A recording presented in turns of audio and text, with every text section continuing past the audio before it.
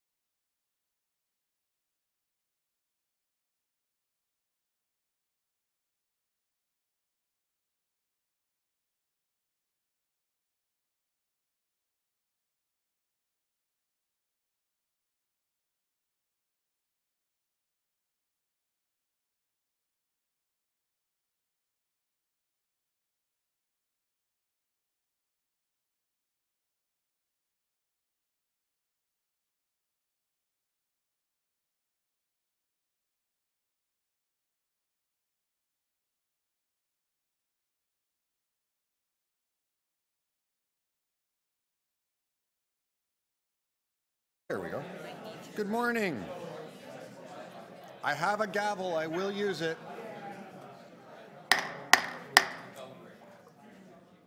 I can't begin to tell you how satisfying that is. What, to clank your thing? Oh. There you go. Good morning, everybody. Good morning. Welcome to meeting 4 of the Toronto East York Community Council. I want to begin by gratefully acknowledging that the Toronto East York Community Council meets on the traditional territory of many nations, including the Mississaugas of the Credit, the Anishinaabe, the Chippewa, the Haudenosaunee, and the Wendat peoples, and is now home to many diverse First Nations, Inuit, and Métis peoples. We also acknowledge that Toronto is covered by Treaty 13 with the Mississauga of the Credit. Members, the first order of business of declarations of interest. I just want to make clear that as is the case at City Council, we are now using the new procedure where when you declare an interest, you must also submit the written declaration of interest form to the clerk. That being said, are there any declarations of interest? Councillor Bradford. Thank you very much, Mr. Chair. I'd like to declare interest on item TE 4.44. My wife works as a planner on this file. Thank you. The paperwork. Are there any other declarations of interest? Seeing none, can I have a motion to confirm the minutes of the meeting February 14, 2019? Councillor Cressy, all those in favor, opposed, carried. Members, you will have your green sheets distributed, which lists deputants. I understand there are still more deputations coming in. That being done, we now move to the agenda clearing. 4.32. We're beginning with item TE 4.32, which is on page 57 of your yellowish-orange sheets. Okay. What did you just say? Page 57. Page 57, okay, Yeah. good. Okay, so to begin our morning, item TE 4.32, appointments to business improvement areas and boards of management. Who wants to move it? Councillor Layton. All those in favor, opposed, carried. Item TE 4.33, assigning the ceremonial name Roger Ashby Way to part of Duncan Street. Councillor Cressy.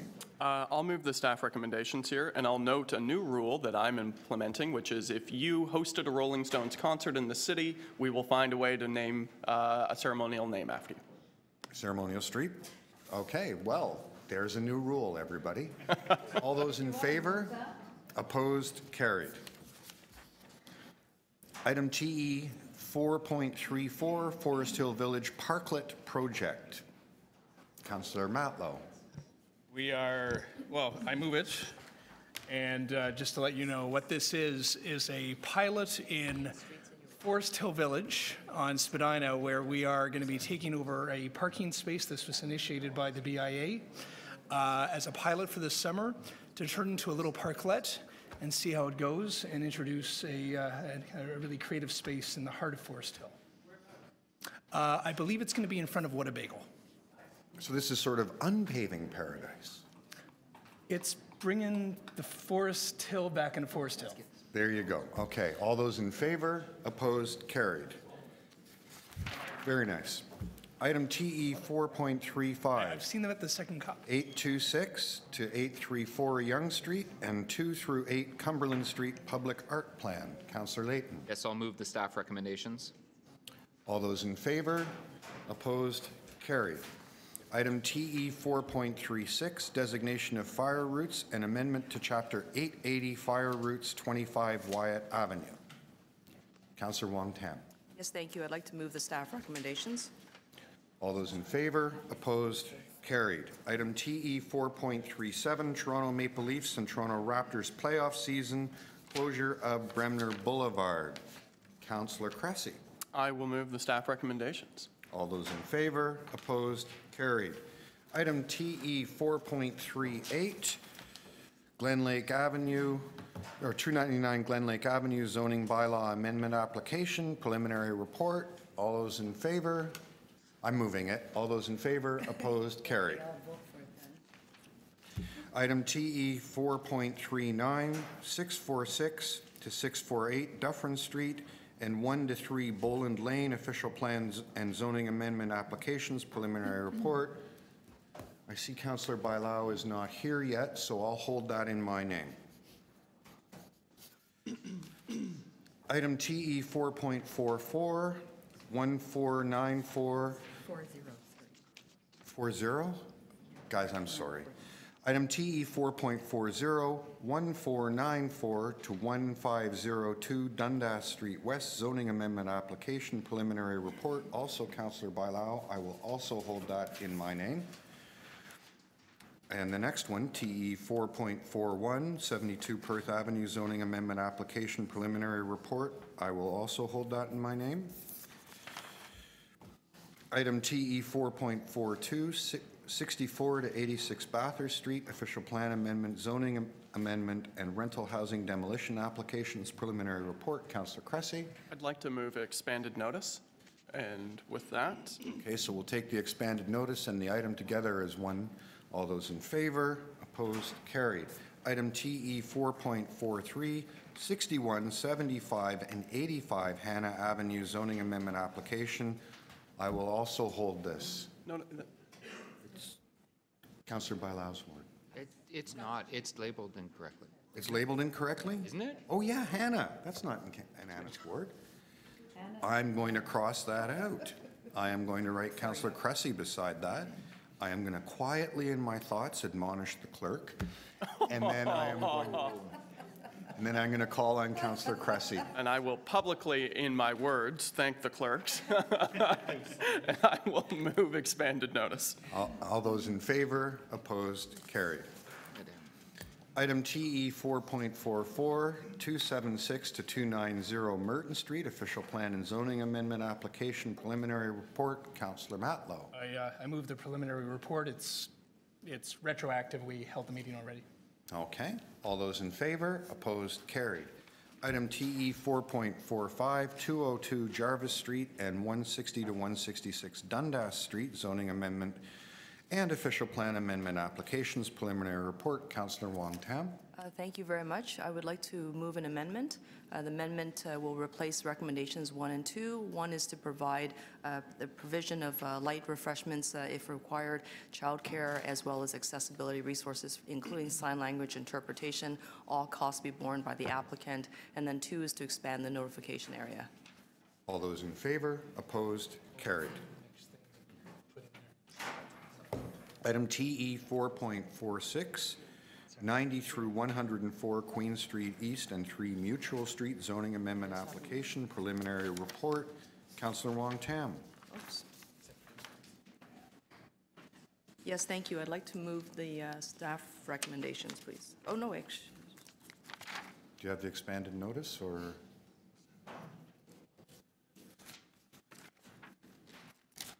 Yes, thank you very much. Again, to move the same recommendations, replacing recommendations 1 and 2. All those in favor, opposed, carried.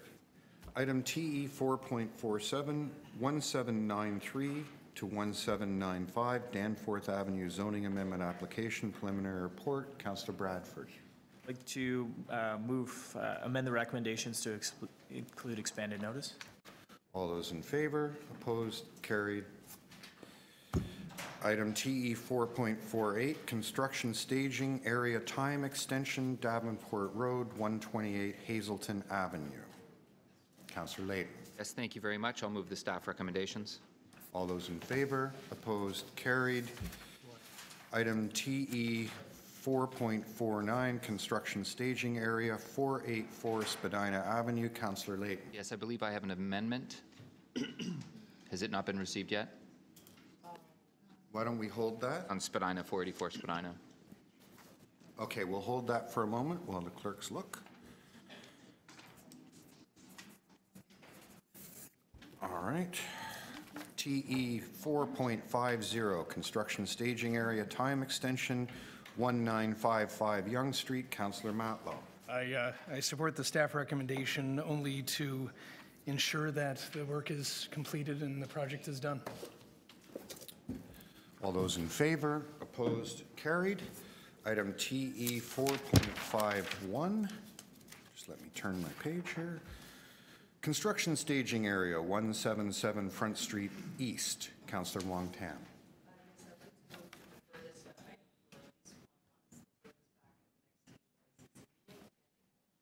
Okay, so we have a motion to defer for one round. All those in favor, opposed, carried. Item TE 4.52, school bus loading zone parking regulation amendments, Rogers Road. Councillor Bailao. Have to defer this until May. Deferred till the May meeting? Yep. Okay. All those in favor, opposed, carried. Item TE 4.53, removal of on-street accessible loading zone Shaw Street. Councillor Layton. Yes, thank you. I'll move the staff recommendations. All those in favor, opposed, carried. Item TE 4.54, commercial loading zone Charles Street West. Councillor Wong Tam. Yes, I would move to defer this matter and to redirect staff to initiate the consultation that they were originally directed to do in the last term of council. That was not concluded.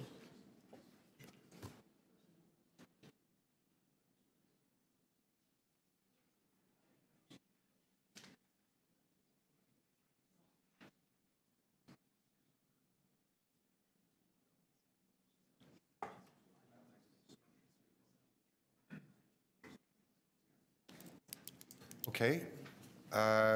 So after a small consultation, that's an acceptable way of doing it. All those in favor, opposed, carried. Just in the language is a little unclear. It should say deferred until such time as we consider. Just a small note. Yeah? Yeah. The grammar king is in place. Very good. We all hail the grammar All king. hail. All hail the grammar king. Clarity in all decision-making, I say. TE 4.55, installation of on-street accessible parking spaces, February 2019, non-delegated. Councillor Bailao. Approve staff recommendations. All those in favor, opposed, carried. TE 4.56, installation removal of on-street accessible parking spaces, February 2019, delegated. Who wants it? Councillor Bailao? Staff recommendations. All those in favor, opposed, carried. Item TE 4.57, parking regulation amendment, McKay Avenue. Move staff recommendations. All those in favor, opposed, carried. Item TE 4.58, parking amendment, Springhurst between Dufferin Street and Fort Rouy Street. I'll move that. All those in favor, opposed, carried. Item TE 4.59, parking amendment, Bathurst Street. Councillor Layton. Yes, thank you very much. I'll move the staff recommendations. All those in favor, opposed, carried. Item TE 4.60, parking amendments, Clinton Street and Manning Avenue. Councillor Layton. And I'll move the staff recommendations. All those in favor, opposed, carried. Item TE 4.61, parking amendments, Alvin Avenue. Councillor Matlow. I move the staff recommendation. All those in favor, opposed, carried. Item TE 4.62, parking amendments, Melita Avenue. Councillor Matlow. Keep interrupting your coffee. I'm just trying to get a sip in. I also support the staff recommendation. All those in favor, opposed, carried. Item TE 4.63, parking amendments, Oriole Road. Never getting that coffee? I'm never getting there, am I? Staff recommendations. All those in favor, opposed, carried. Item TE 4.64, parking amendments, Warren Road. I move the recommendation. All those in favor, opposed, carried. Item TE 4.65, parking amendments, Broadview Avenue. Councillor Fletcher. First item all morning. Your first item all morning. Happy to move the, remove the parking. So approve the sight lines at Gamble and Broadview. And that's the staff recommendations? Yep. All those in favor, opposed, carried. Item TE 4.66, parking amendments, Carlaw Avenue. Councillor Fletcher. Again, to support the staff recommendation to remove one parking spot for sight lines at 1190 Dundas. All those in favor, opposed, carried. Item TE 4.67, all-way stop controls, Greenwood Avenue and Strathmore Boulevard. Councillor Fletcher. Move to approve the all-way stop controls at Greenwood and Strathmore, please. All those in favor, opposed, carried. Item TE 4.68, all-way stop controls, Woodmount Avenue and Holborn Avenue. Councillor Bradford. I'd like to move the alternate recommendations. TYCC authorize the installation of all-way stop control at the intersection of Woodmount Avenue and Holborn Avenue. Okay, all those in favor of the alternative recommendation? Opposed? That carries. Item TE 4.69, traffic calming speed humps, Highborn Road. Councillor Matlow. I have an alternative recommendation that I sent to the clerk. Okay, so we'll hold it So down. we'll hold this for a moment. I understand, well, You have 70 as well? Okay. so I have to read it out. TE 4.70, traffic calming speed humps, Tramner Avenue. You're going to hold that as well, Councillor Matlow? Okay. Item TE 4.71, traffic calming speed humps, Winona Drive. Councillor Matlow. That's not Councillor Matlow. It's both of us. Both, it's boundary? So who Move wants? staff recommendations. Councillor Bailao, staff recommendations. All those in Oh, favor? sorry. No, or the alternate? You want to poll? To poll, yes. Oh, Sorry. move the poll. Look at. So who's moving this motion? Could we correct that? We can change Yeah, the name. we'll Sure. change that? Yeah, take Okay. Councillor Bailao. All those in favor of Councillor Bailao's motion? Opposed? That carries. And was that strike and replace? Yeah, that was strike and replace, right? So that's all I need to do. Item TE 4.72, traffic calming speed humps, Langford Avenue. Councillor Fletcher. Yes, and I would like to move the alternate recommendation, which is to approve and install speed humps. Large number of people in favor of that. All those in favor? Opposed? Carried. Item TE 4.73, speed hump poll results, Lawton Boulevard. Councillor Matlow. I move the alternate recommendation. All those in favor of the alternate recommendation? Opposed? Carried. Item TE 4.74, amendment to existing speed hump plan, Herbert Avenue. Councillor Bradford. I'd like to move the staff recommendations. All those in favor? Opposed? Carried. Item TE 4.75, nomination for appointment of interest group member to the Swansea Town Hall Board of Management. I will move this. All those in favor? Opposed? Carried. Item TE 4.76, nomination for appointment to the Swansea Town Hall Board of Management. I will also move this. All those in favor? Opposed? Carried. Those were for different lengths of terms, for anyone who's terribly puzzled about it. Item TE 4.77, Vision Zero pop-up event at Beaches East York. Do we have deputations on that? Yeah. Yes, we've got speakers on that. And I'll We'll hold it for hold that? speakers. Yeah. 4.78.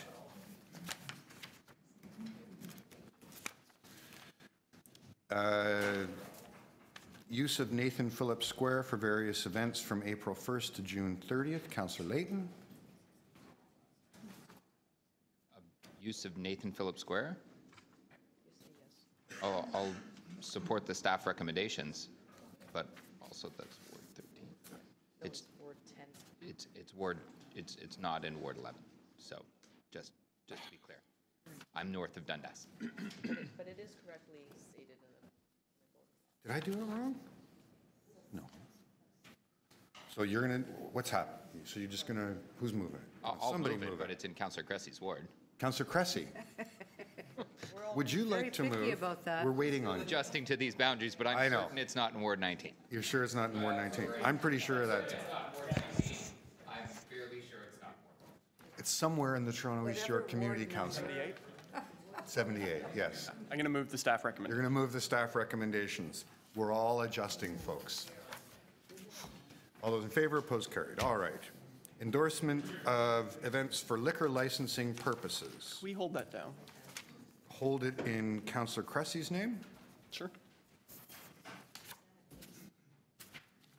Item TE 4.80, nominations for appointment to the Board of Management of the 519. Councillor.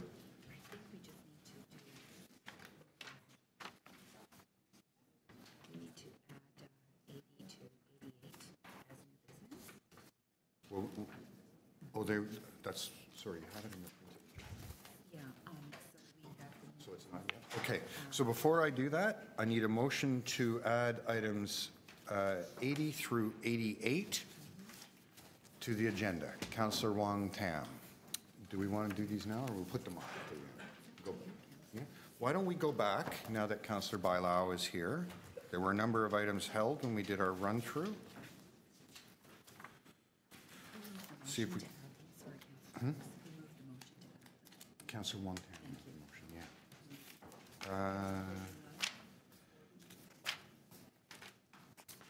Councillor Bailao, we held items 39 through 41.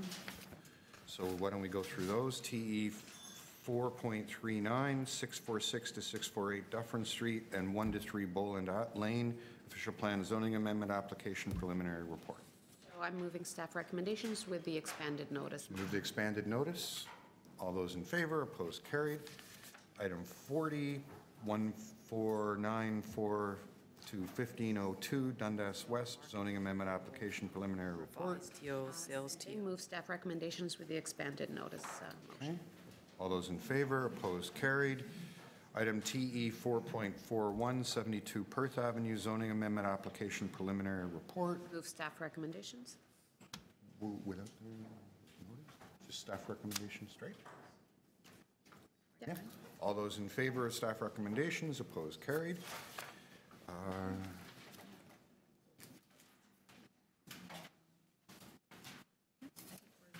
Okay.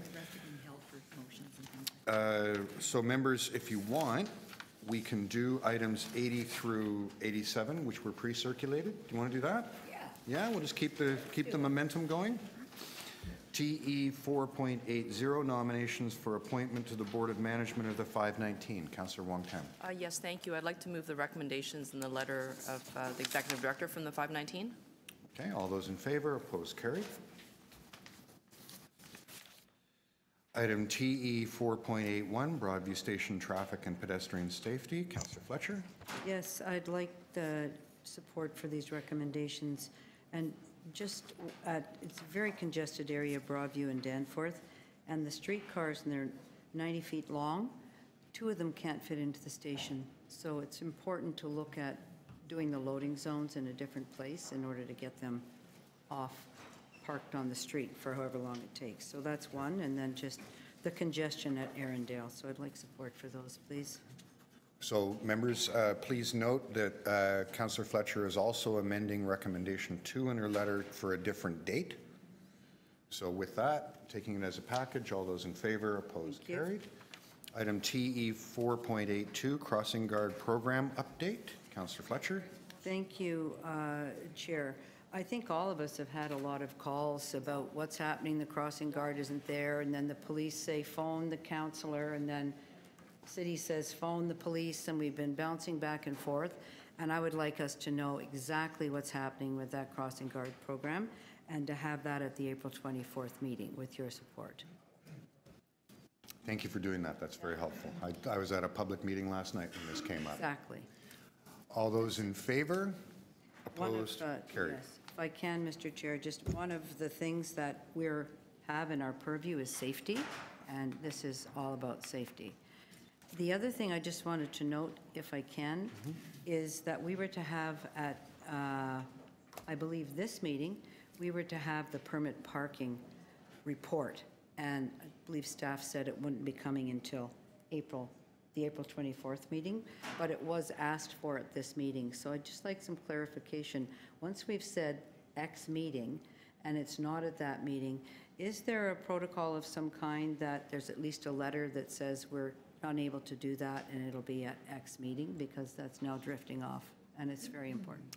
Okay, I'll undertake to work with the clerk so that going henceforward, if something's getting pushed for whatever reason, and in this instance I know there are good reasons, that there be some kind of notification process. And may I just clarify, Mr. Chair, that that will be coming to April 24th, 2019, our permit parking?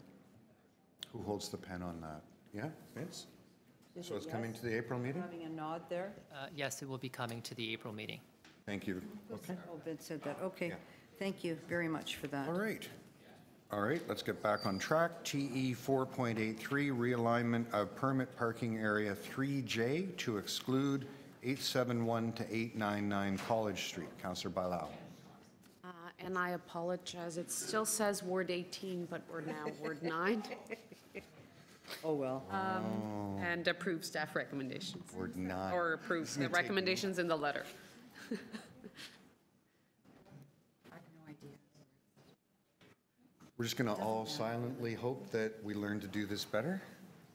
Okay? Our new wards, you mean? The new wards? I get confused myself. Okay, so on the recommendations in Councillor Bailao's letter, all those in favor, opposed, carried. Item TE 4.84, 938 to 950 King Street West Community Consultation Meeting expanded notice. Councillor Cressy. I'm going to move the recommendations in my letter, and I will thank staff as this is a retroactive expanded notice. We had the meeting last night, but the expanded notice was already done, and this is to formally approve it. Do you ever sometimes think we do very strange things? Yeah, do not vote against it, because the notices have already been mailed and people already attended the meeting. Yeah, what does it mean if we vote down reality? Your office budget, my dear. I'm having a conundrum. Okay, all those in favor, opposed, that carries. Item TE 4.85, Northcliffe Boulevard, eastbound right turn prohibition. Councillor Bailao. Approve recommendations in the letter.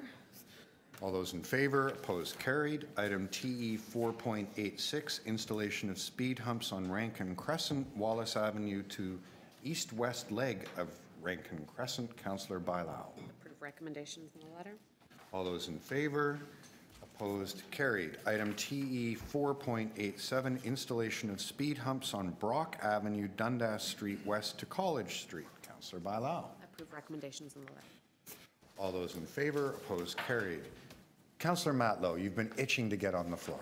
Well, not so much an itch, more of a question. Are you 6, 9, and 70 ready? No, they're not. Okay. We'll alert you when we're ready to. Okay. After we do the run through. Members, we also had circulated on pink paper, wasn't in your agenda. Item TE 4.88 from Councillor Layton regarding a proposed lay-by for a taxi cab stand at 900 Bay Street.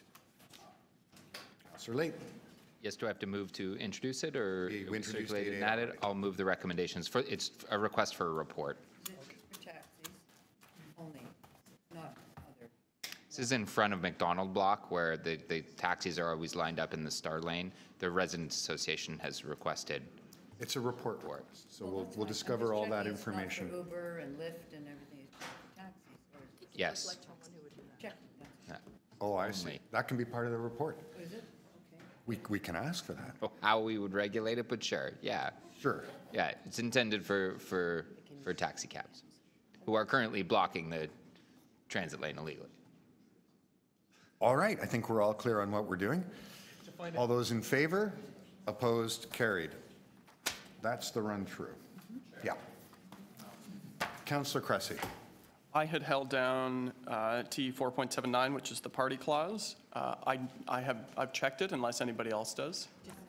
Oh, others do. Okay. Yeah. I actually have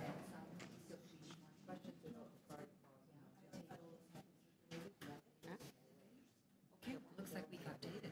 We could do it. So does anyone else have any items they want to hold on the party clause?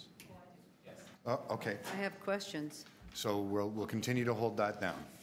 I'm going to give it to Councillor Layton because Councillor Cressy had let it go.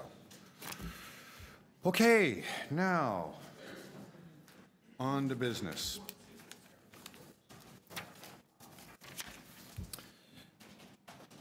Going back to page 2 of your agenda sheets, item TE 4.1, naming of an existing public lane located east of Gladstone Avenue, extending between Argyle Street and Cross Street.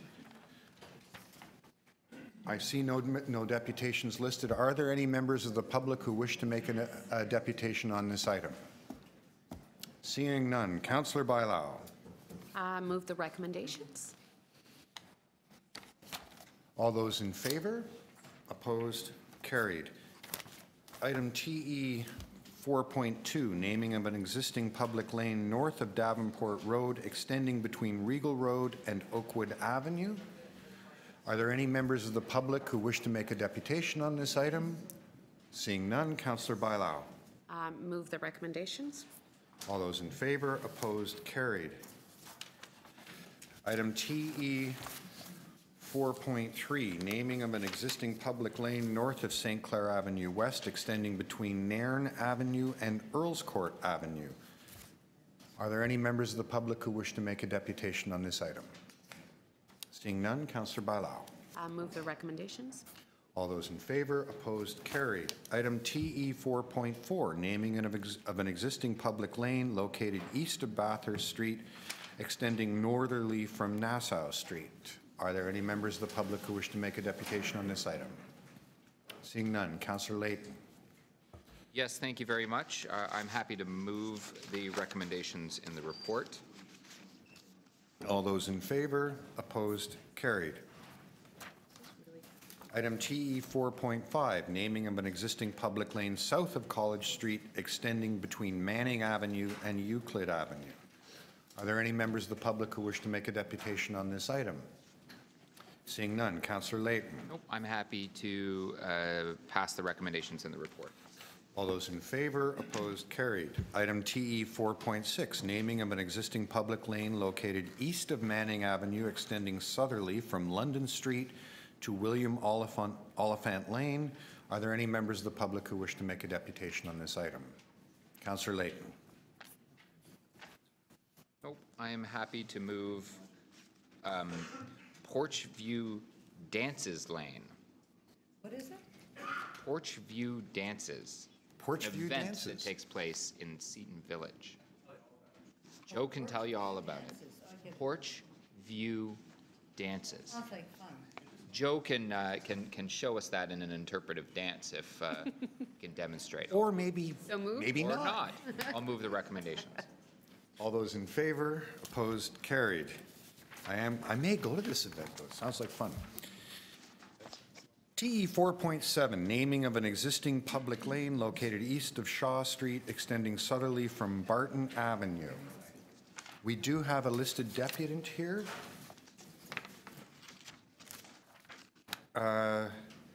Aya Donald Greenland. Hi, please take a seat. Aya, you have 5 minutes. There's a clock up here to my right where you can watch your time. Welcome. Good morning, Chair and Councillors. Thank you for the opportunity to address you this morning. When we name lanes, we tend to name them after men, geographical features, or horses.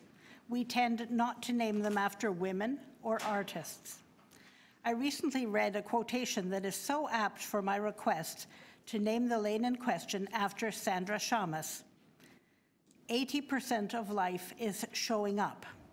It's unfortunate that this quote is attributed to Woody Allen, but there you go.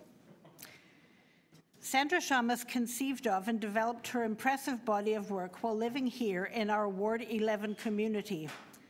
And when our community calls on her, she shows up. Whether it's the annual LEAF Gala, the Women's Legal Education and Action Fund, or Lake Ontario Waterkeeper, or the brilliant grassroots fundraiser Gags for Rags, to buy menstrual products for girls and women living in poverty, Sandra Shamas shows up. Her contribution has recently been recognized when she was appointed to the Order of Ontario, the highest civilian honor bestowed by our province. So, enough about Sandra.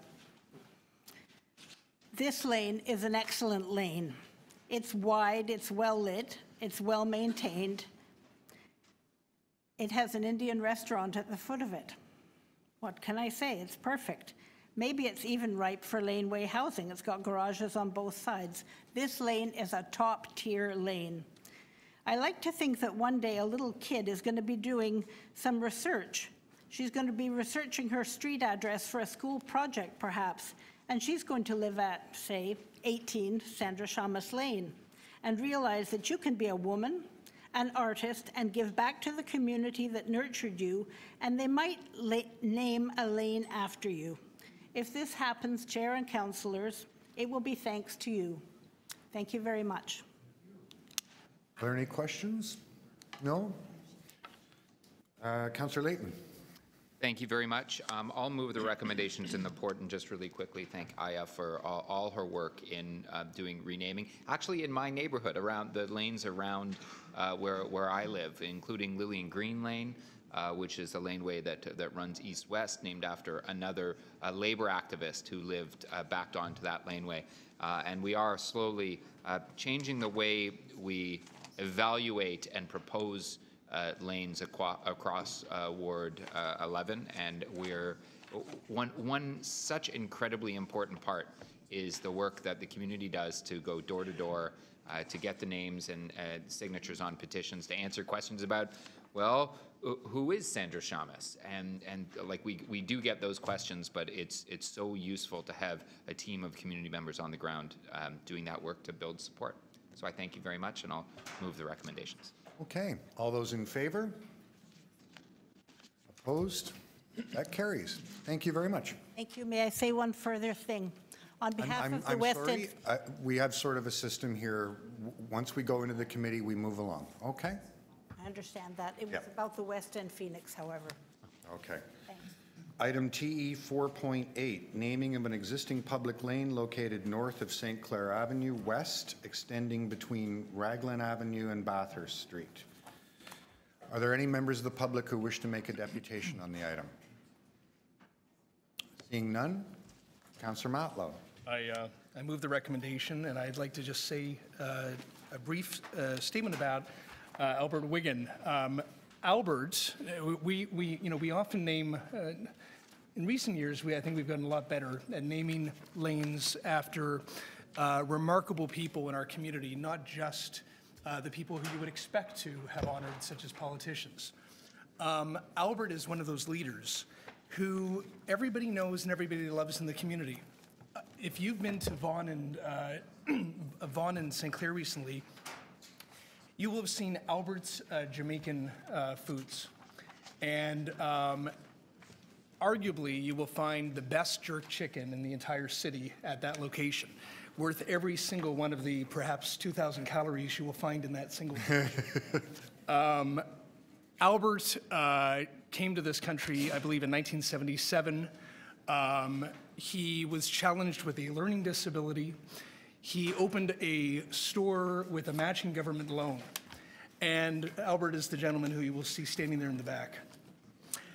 And he made something of himself. But what I've learned about Albert is that the more that he made for himself, the more that he saw an opportunity to give back. And he gave back in a number of ways throughout his career. And this is a way that the community is now giving back in return to the kindness and generosity of Albert Wigan. So on behalf of our community, thank you, Albert, for being the personification of our community, an iconic figure in the community. And I'm very grateful that I have an opportunity, along with my predecessor, Councillor Mihevc, to celebrate you and to thank you.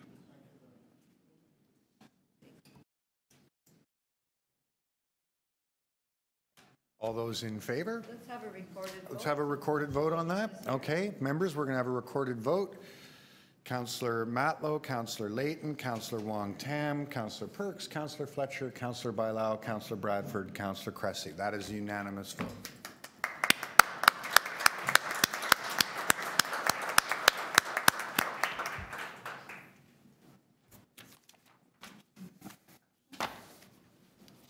Item 4.10, permanent closure of an existing portion of Perth Avenue extending easterly to Sterling Road, and the proposed creation of a new extension of Perth Avenue extending easterly from the south end of Perth Avenue.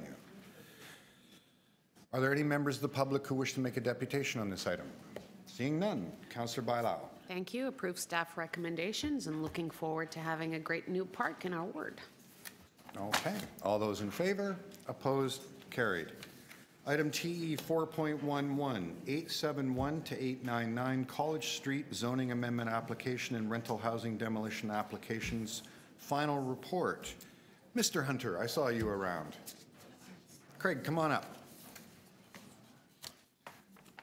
So you know you get your 5 minutes. When you're ready, please start.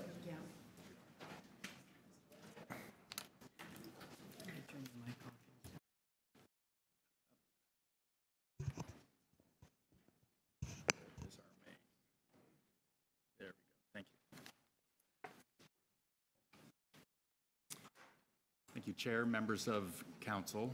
Craig Hunter from Hunter & Associates. We are the planning consultants on behalf of the owner of the site at 871 to 899 College Street, which is located in the map on your screen. It's roughly midway between Ossington and Dovercourt Avenue. It's a very large site, and I'm joined today by the project architect Sujin Chung from Studio JCI. When we began working on this project about 2 years ago, this is what the site looked as today. It's a consolidation of 5 lots, principally dominated by a surface parking lot with a sales and auto garage that was used for sales and service, bookended by 2 rental apartment buildings. That is going to be transformed into a new 8-story mid-rise building with ground floor retail space, flanking College Street, set back from the street for a decent and enhanced public realm in accordance with the BIA streetscape. Oh, excuse me. The second floor has 13 rental replacement units to accommodate those existing units that are on site today at the same rents that are affordable and mid-range. The third through the 5th floor also then provide an additional 75 rental apartment units. And then the 6th and 7th floor are 2-level lofts on townhouse-like quality that will be condominium units on top. On top of the building is a mechanical penthouse and an outdoor amenity space with a small indoor amenity space as well. Overall, the project has been refined through the year and a half that we've been involved. The yellow highlights the conformance with angular planes from both College Street and the rear along Shannon Street and the public lane. And the building sits well within that at about 21 meters of total height and 25 meters to the top of the mechanical penthouse. We're here today in support of staff's recommendations as refined, and we'll be happy to answer any questions you may have. Thank you. Thank you very much. Are there any questions of the deputy? No? Thank you. Thank you. Next, I have J. David Broth. David? Is that you, sir? Come on up.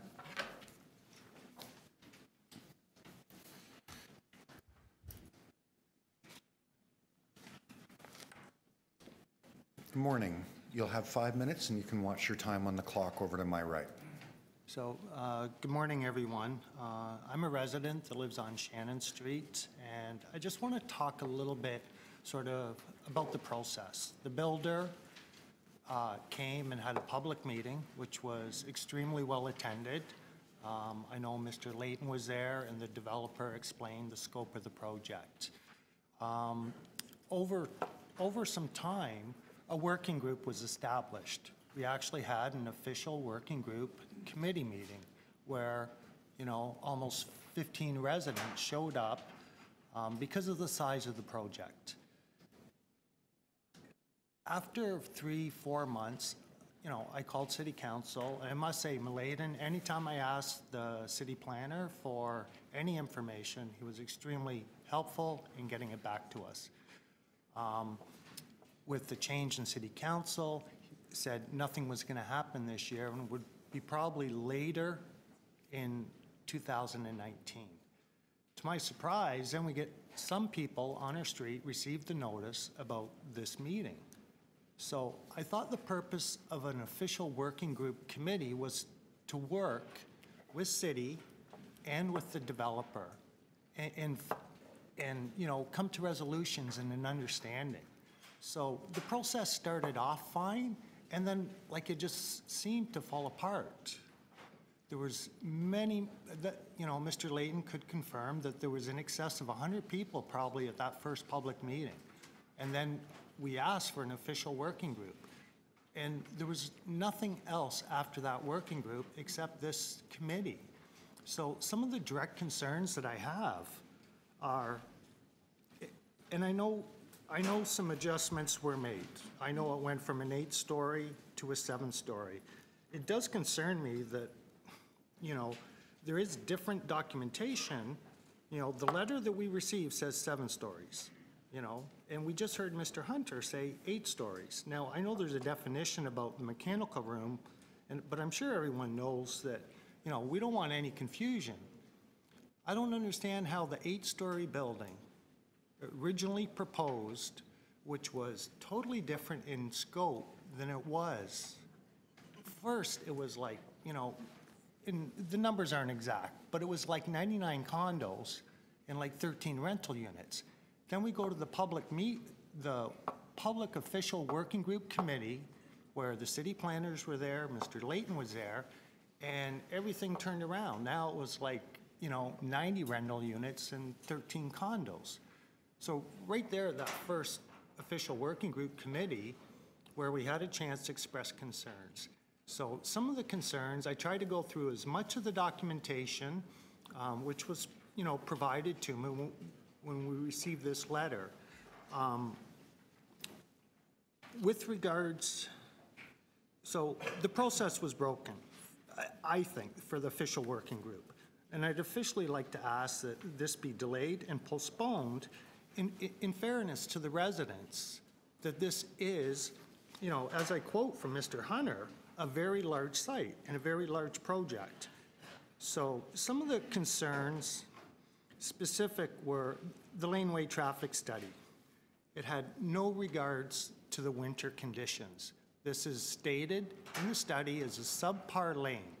There is only one car, and I have photographs that I can provide about, you know, the snow. There's only one way in.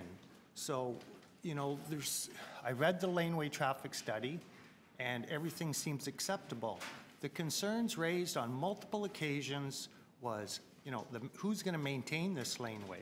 It's an unassumed road. The snow prevents two-way traffic, and with trucks in the winter time in ruts, in ice ruts for at least a month, in excess of like a foot high. So this is a major concern. Secondly, on Sunday, the demolition crew was working. They do not have a noise exemption, okay? They don't have a noise exemption bylaw. So I filed a complaint. Why are you working on Sunday? So here we have a large project with no regard for the rules and the citizens. The bylaw says 16 meters. A quick calculation of the total gross footage only reduces the mass of this building by 4%. David, can I ask you to wind up with your final thought, please?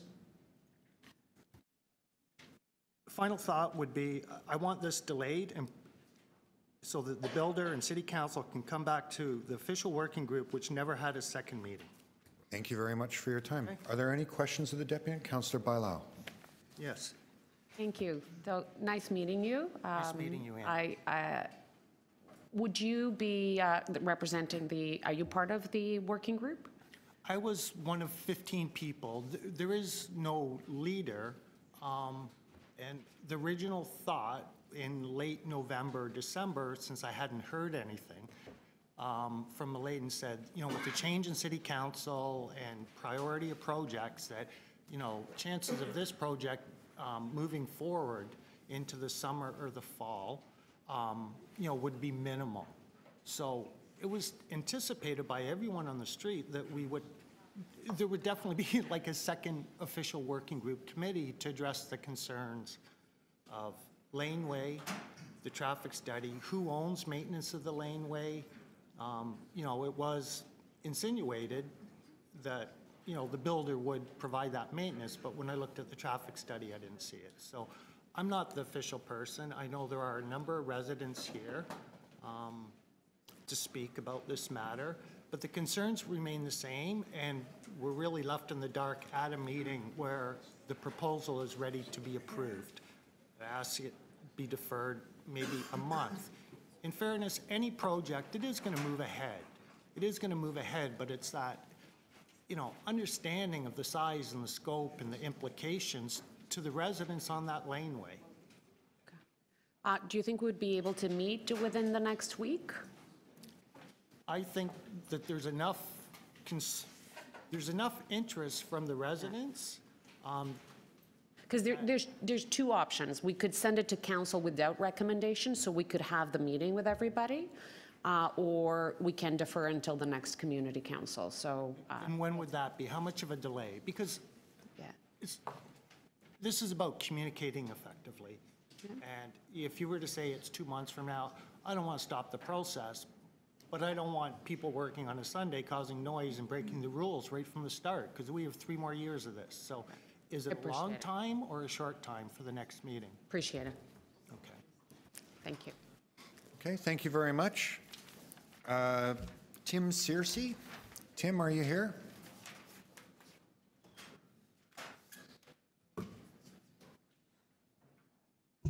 Hi, good morning. Have a seat. Oh, you're not Tim. I should have known that. There's Tim.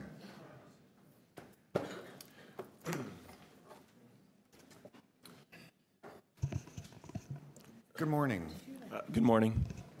Apologize, I lost my voice, got a head cold. I'm a resident of Shannon Street. I back on the laneway that'll be impacted by this development. I just want to state, first and foremost, I'm not anti-development. My comments might come off as such as there are criticisms of the study and whatnot. But first and foremost, I'd like to echo the comments made by David Bruff just now. But going in more specifically, there's a couple studies that I think weren't adequate or maybe suspect to this development, specifically the daylight impact study and the laneway traffic study. The daylight impact study shows the impact on the community for March 21st and September 21st.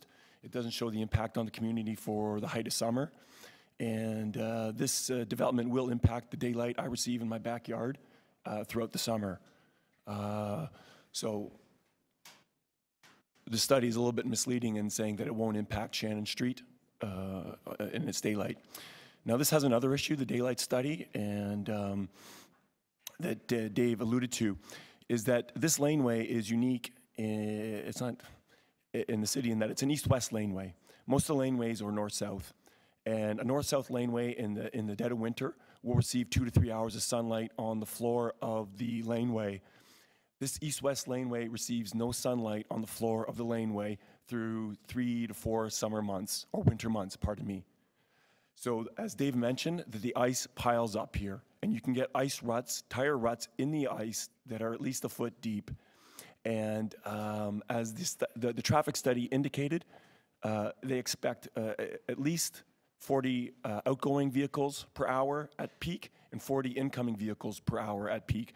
And there's no way 80 vehicles can get up and down this laneway in the dead of winter in those ruts. It's impossible to pass, and you can do 1 vehicle per movement, and everything has to wait either out on Ossington or inside the lane. So I looked at the people who did the study. I went to their website, and they have no other listed studies of traffic in the city. So I find it peculiar that this group was selected. I have some experience in doing feasibility studies, and I can tell you that all failed developments have one thing in common. They had positive feasibility studies. Now, I don't think the failure of these studies is going to cause the development itself to fail. But what I do propose is that the failure of this traffic study will offload costs from the developer to the community. And I think this has to be recognized, and there has to be a better plan for the laneway winter maintenance and the laneway upkeep, and if this development wishes to use the laneway as its main source of transport for its parking. Those are your remarks? Those are my remarks. Thank you very much. Are there any questions of the deputy? No? Tim, thanks for your time this morning. Joshua Correa? Hi, Joshua. So you have 5 minutes, and you can see your time on the clock up here to my right. So I have a couple concerns. First, do they think 8 stories is too large? It should just be the same height as the YMCA on the corner and no higher, just to have the aesthetic look kept. The laneway that he spoke about is very narrow, is not going to hold that, 40 cars in and 40 cars out is going to be pretty ridiculous at any point in the year, let alone in the winter. It's a really narrow laneway. I suggest people take a walk down it before approving this.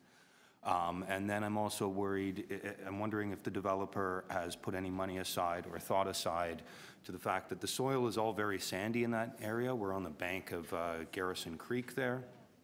Shannon Street, sorry, I'm a resident of Shannon Street. I've lived there since 1982, so I've seen a bit of change. The hill is sloping down towards Garrison Creek, which runs through the old schoolyard, or runs through the schoolyard there. It's all very sandy soil. If we're doing pounded post-construction where they're running a pile driver, it's going to send shock waves through the soil, through the sandy soil that could impact some of the houses built, the foundations of the houses built on Shannon Street, which are all 1880s old double brick construction, and the foundations are already a little shaky. A lot of people already have problems with leaky basements and stuff because of the foundations and the way the water moves through there. So I'm wondering if any thought's been put onto that, or any money's been put aside for foundation repair after they're done the pounding. I mean, even with the demolition that's been going on, it already shakes my house. And that's just them knocking down walls on Sunday. Yeah, I would like to see a little more thought and possibly going back to the community group to talk more with them about this development before you guys let it go through. That's all. Thank you very much. Any questions for Joshua? No? Robin Sears.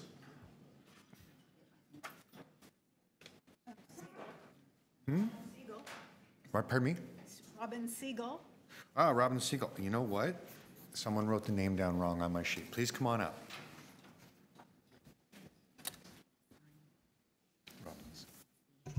Thank you, everybody. Thank you very much. I'm Robin Siegel. I live on Concord Avenue, less than 1 block from this proposed project site.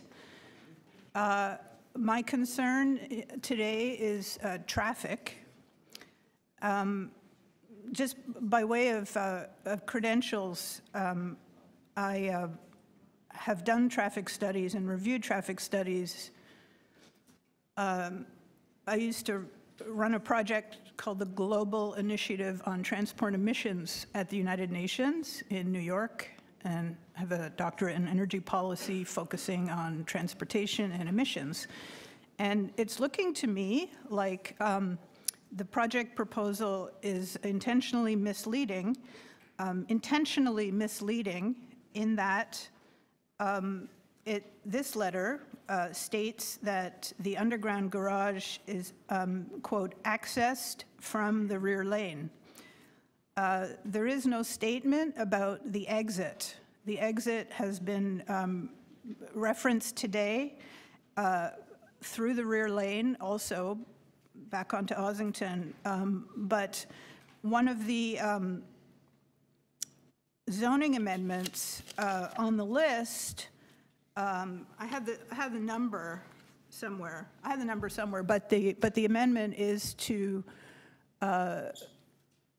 is for an exception to the requirement that if a laneway serves a building, then the access should be from the laneway. And I think it's it's on page 40 of the 59-page document, which the allowance would be for access also from the street. From the meeting that I went to maybe a year or two ago in the community, the plan was to have all the incoming traffic through the laneway off Ossington and for all of the cars to leave directly onto College Street. At the time, it was 57 spaces. Now I see it's been increased to 61 spaces. So just imagine 61 driveways on College Street, some of them retail, and some car sharing and others plain residential. 61 driveways on College, a block from College in Ossington, which usually has standing traffic, running engines, one lane of traffic in either directions, including streetcars. I've done enough traffic studies and I've reviewed enough traffic studies to tell you that this is misleading. Why do you need an exemption if the access is from the rear lane? Or where is the access to in the exit? I'll just mention that I have a very active dog who I walk frequently down the block, and I don't know if I've ever seen College Street clear of standing traffic at the bottom of my block, College and Concord. So I would urge you to look further into this. It's going to be a disaster. It may even turn into a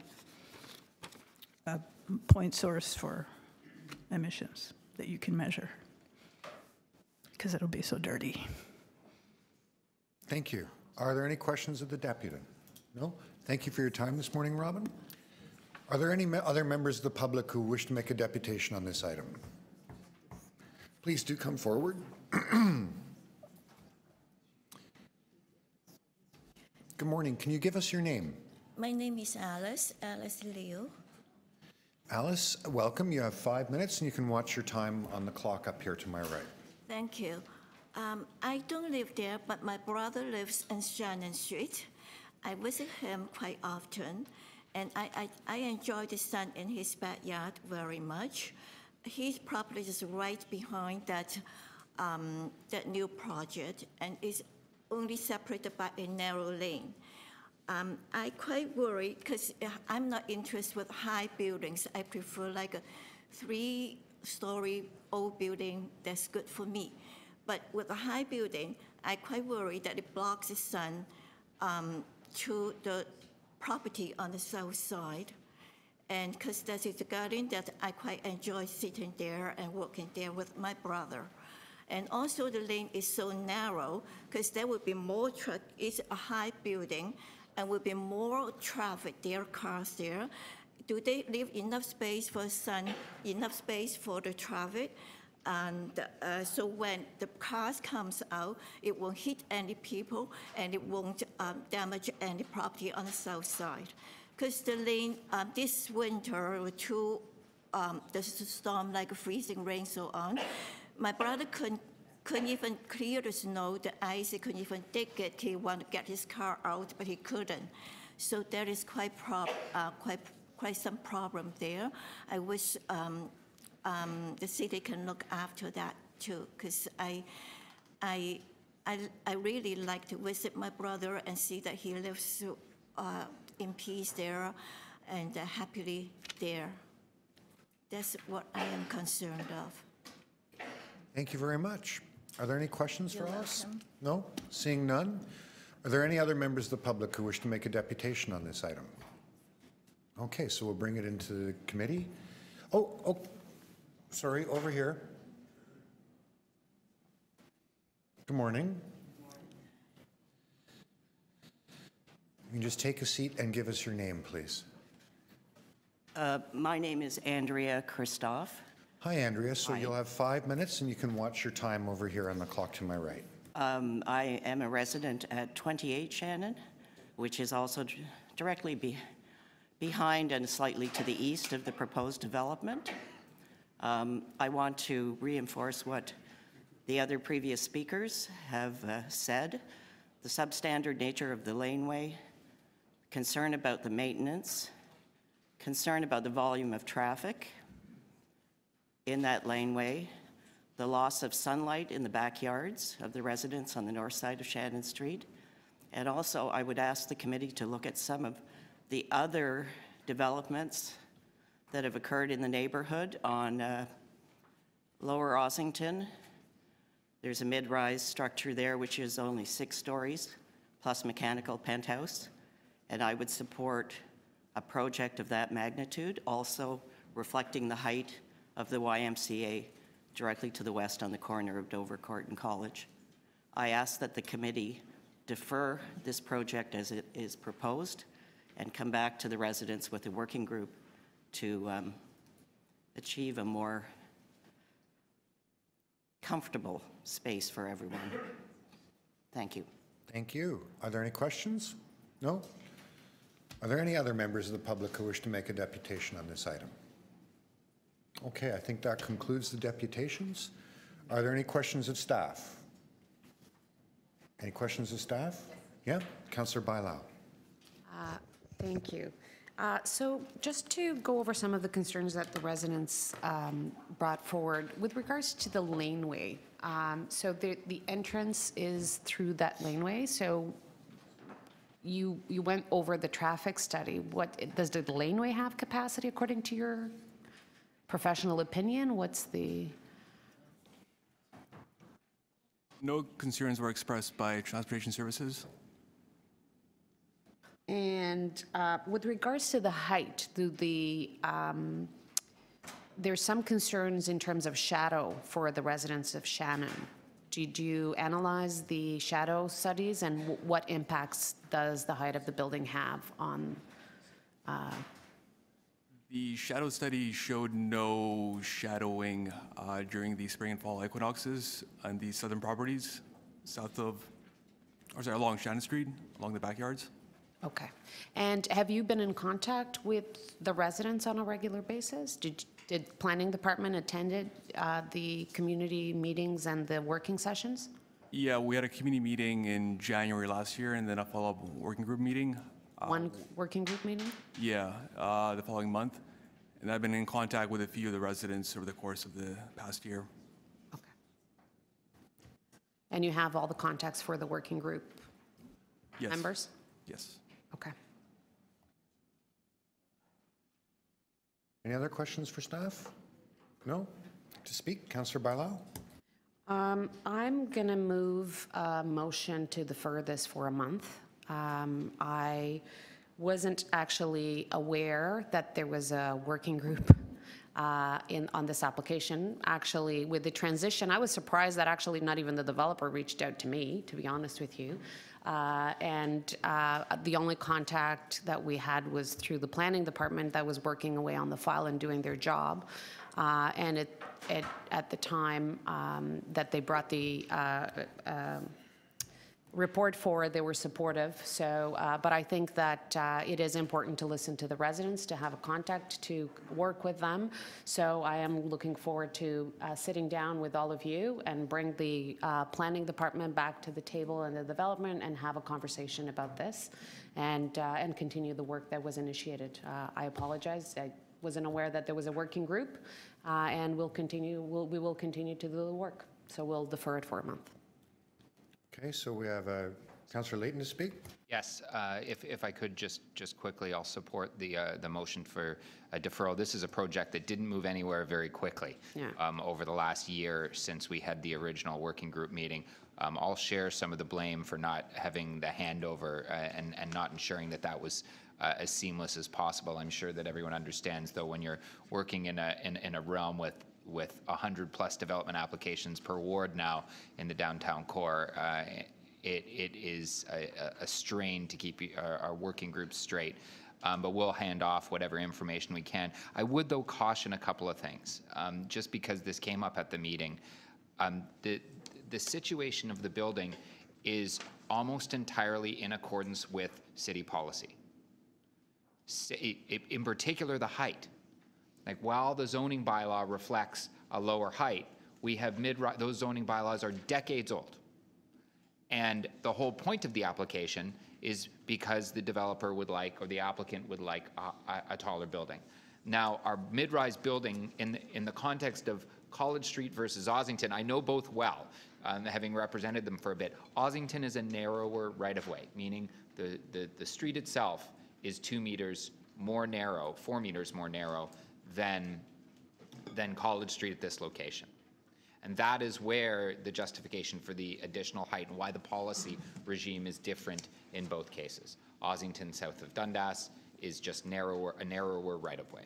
In this case, there was a lot of pushback, and I can attest to it because I had many of those meetings, that we wanted to get the height lower. In particular, to maintain the mid-rise guidelines maximums to a T.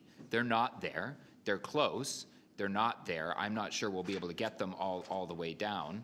And we still have there are still some outstanding issues, of course, that need to get worked out around the laneway. But the laneway is a service laneway.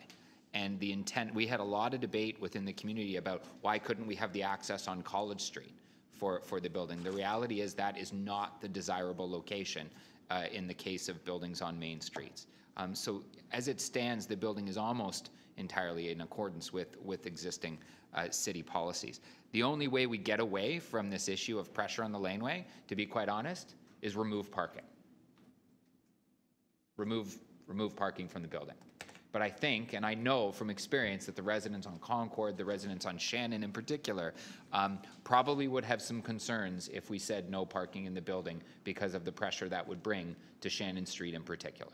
And because of the YMCA and its close proximity, there are significant, and this is an understatement, significant parking pressures on that street. I would add one thing. There were many requests at that public meeting to actually put a green P into the building itself. We sat with the TPA on 2 occasions and tried to justify if they could put additional parking in the building, and they couldn't from a financial standpoint. And they are willing to take 20 years, pay off that parking over a 20-year period. So if anyone's willing to make the investment, it's Green P. They were not, and they replied that to us on a number of occasions. One more just little piece of caution. Describing an 8-story building as a 7-story building is very deceptive. And the developer did come at one point to me saying, we've lowered the height to 7 stories. It's just a 2-story, 7-story. That is very deceptive and doesn't create goodwill. And so let's just be honest with the height, or just, and as my colleague to my left was saying, we just need to start talking about meters rather than the stories of buildings. Because calling yourself a 7-story building with a 2-story townhome on top just really isn't being forthright and honest with the community and council. Okay, anyone else to speak? Personally, I blame Doug Ford for the problem with the handoff. Okay, so we have a motion to defer. All those in favor?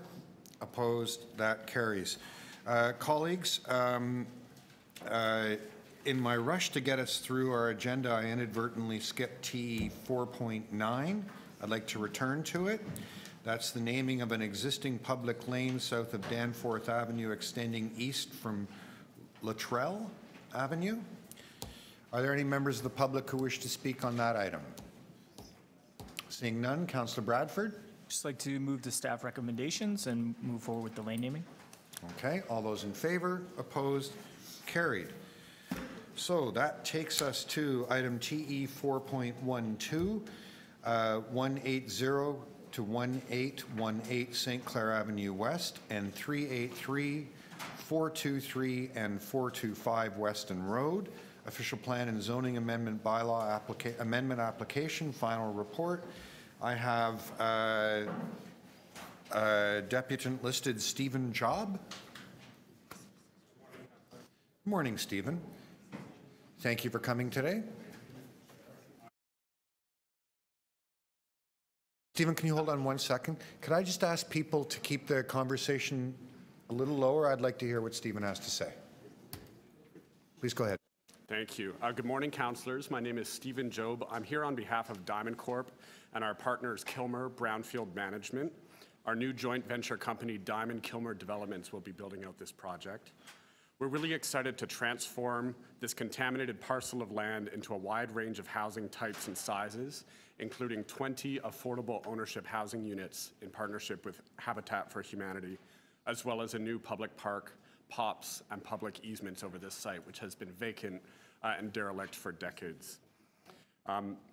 I won't go into a long description. I think the councillor and staff are familiar with and supportive of this project, but we'd like to thank Councillor Bailão, Create Toronto, Habitat for Humanity, and city staff, especially senior planner Sabrina Salatino, who's been a delight to work with. Happy to answer any questions. Any questions? Seeing none, are there any questions of staff? Nope. Councillor Bailão. Thank you. Well, I want to thank everybody involved. This was a project that I also inherited from the new area, but we've been doing a lot of work over the last few months. The community is very supportive, excited to see development in that area. It's an area that is very close to transit. It's on the St. Clair right-of-way.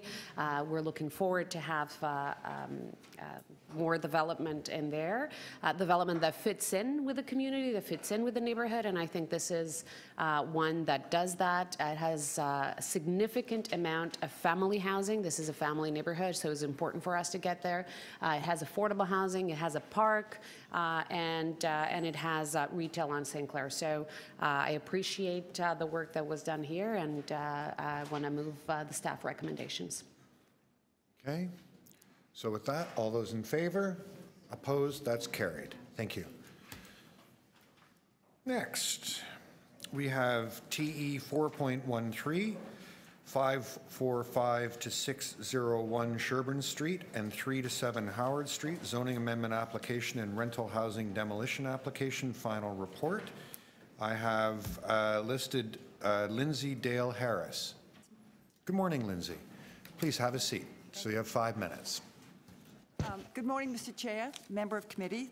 My name is Lindsay Dale Harris, and I'm a director of Bousfields, and we are representatives of the applicants for this application. And with me here today are actually the team, architect, heritage architect. We are in support of the staff recommendations. We are delighted to make a presentation to the Community Council today. But we are also delighted just to answer questions if there are any particular questions. This is a very important rental housing proposal at Howard and Sherburne in the City of Toronto. 500 additional rental apartment units are being proposed. We have worked very extensively with staff over the past 3.5 years, and we're delighted with the results of what's happened. I think that wins the short and sweet award so far this morning.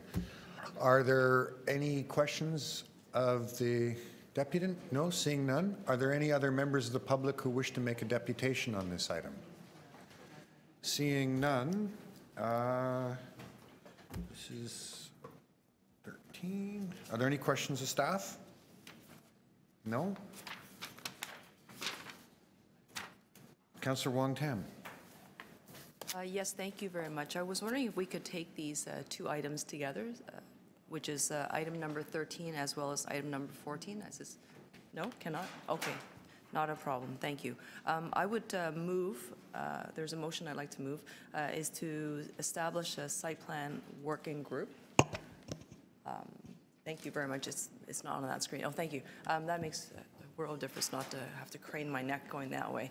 It's just to move the motion to establish a site plan working group and to have the local residents associations and other stakeholders to come together to devise a construction management site plan working group to improve the landscaping, public realm, coordinate building materials and other issues that it may be identified through that process, and then to adopt the staff recommendations as amended. I want to thank the local community for their participation in this particular process. I would like to say that this file, I have not spent a lot of time on it. This is a file that began with Councillor McConnell, and then it was shepherded with Councillor Troisi's support.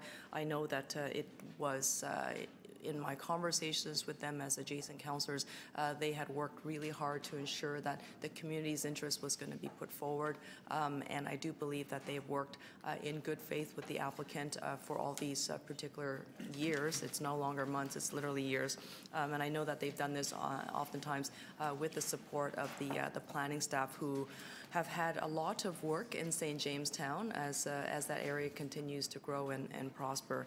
And I just want to thank everyone for their participation and involvement, including the staff of the previous councillor's office, who I know had to work very hard to make sure that everyone was accommodated. So thank you very much. Questions of the mover? No? All those in favor? Opposed? Carried. Members, I note we're at bare quorum. Oh, no. Okay, we're good. I'm here. You're all hiding from me, out of my line of sight. Item TE 4.14, alterations to a designated heritage property and authority to enter into a heritage agreement, 601 Sherburne Street, and 14A, which is, I believe, the advice from the Preservation Board. Yeah. Are there any members of the public who wish to make a deputation on this item? Seeing none. Councillor Wong-Tam? Thank you. The recommendations in the, move the recommendations from the Preservation Board. They're the same. They're the same. They're the same, yeah. So just the whole. Yes, they didn't amend it. Okay, so then I would like to move the recommendations from the Preservation Board, which was to adopt the recommendations in the staff report. Okay. This is 14. So this is to adopt. All those in favor? Opposed? That carries. Even if they don't amend it, it's still recommended. Just move it once. Yeah. Okay, item TE 4.15, alterations to a designated heritage property and amendment of an existing heritage easement agreement, 150 College Street. And members, please note, we also have advice 15A from the Preservation Board. Yes. Are there any members of the public who wish to make a deputation? No? Seeing none, any questions of staff? No? I'll adopt the recommendations from the Toronto Preservation Board.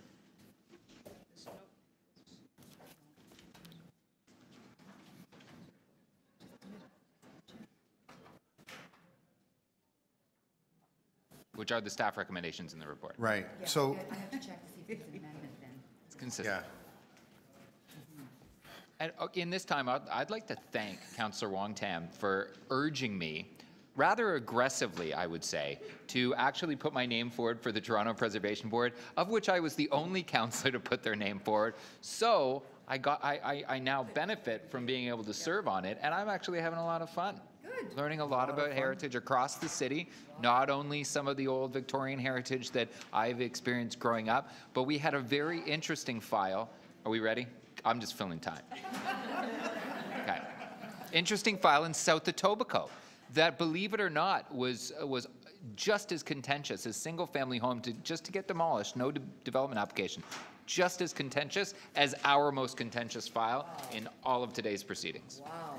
And I just want to note, the more forceful Councillor Wong-Tam's advice generally, the better it is for you. That's been my experience anyway. So we're moving 15? Yeah, 15. We're moving 15. All those in favor? Opposed? Carried. Item TE 4.16, intention to designate under Part 4, Section 29 of the Ontario Heritage Act 440 Unwin Avenue. Also note that we have advice from the Preservation Board listed as 14.6A. This is an interesting one. Yes, Are there any members of the public who wish to make a deputation on this? No? Are there any questions of staff? Councillor Fletcher, why don't you enlighten us? Thank you. I would like to ask for a recorded vote on this, Mr. Chair. And this is a designation of the Hearn. And it is now possible for us to do that because it is privately owned. It was impossible for the city to designate that previously because it was owned by the Ontario government through the Ontario Realty Corp, through OPG, and then to the lessor. It's now been purchased for $16 million, a very reasonable price for such 38 acres. And I think that it's very important that this historic building, which is a landmark on the waterfront, it's an amazing building. It has been part of every single waterfront plan, noted that at some point that Hearn will be called into service to be a spectacular building on the waterfront, like many other large spectacular buildings on other waterfronts in other cities around the world. So I'm very happy, and thank you very much to the Heritage Preservation staff for doing this very quickly and bringing it here through Preservation Board. And I urge you to support it. I would add, and I don't think it's reflected in the report that we received, but we requested a recorded vote at the Toronto Preservation Board, and it passed unanimously. Good. Okay. So let's take this moment to enjoy ourselves as members of Toronto East York Community Council and have a recorded vote. Thank you. I'll start over here. Councillor Cressy, Councillor Bailao, Councillor Fletcher, Councillor Perks, Councillor Wong-Tam, Councillor Layton, Councillor Matlow. So that's unanimous. Very good. Thank you very much, Colin. Minutes will reflect it. Well done, Councillor Fletcher. Not done. Never done. Okay. Just have to step out for 1 second. Sure. We're still at, yeah. Okay. Item TE 4.17, inclusion on the Cities of Toronto Heritage Register, 28, 3852 and 66 through 74 Belmont Street. And again, members, please note we have advice from the Preservation Board attached to 17A. Are there any members of the public who wish to make a deputation on this item? Seeing none. Questions of staff? No? Councillor Layton. Yes, thank you very much. I will be deferring this item until the April meeting. And let me just go through my explanation for this. I have every intention of adopting the recommendations in this report at the April 24th meeting. Every intention, without amendment. The reason why I'm doing this is it became clear at the Toronto Preservation Board that the original listing was through an HCD process. So the meeting was years ago. I'm talking, I think it was 3 years, 2 or 3 years ago, something thereabouts. And a couple of the properties have changed hands since that time, and the residents didn't have a great understanding, had some concerns about what this would mean to them. So what I'm hoping, and I know that our great staff and Heritage Preservation Services has been working with some of them to help inform them about what this means and what it doesn't mean.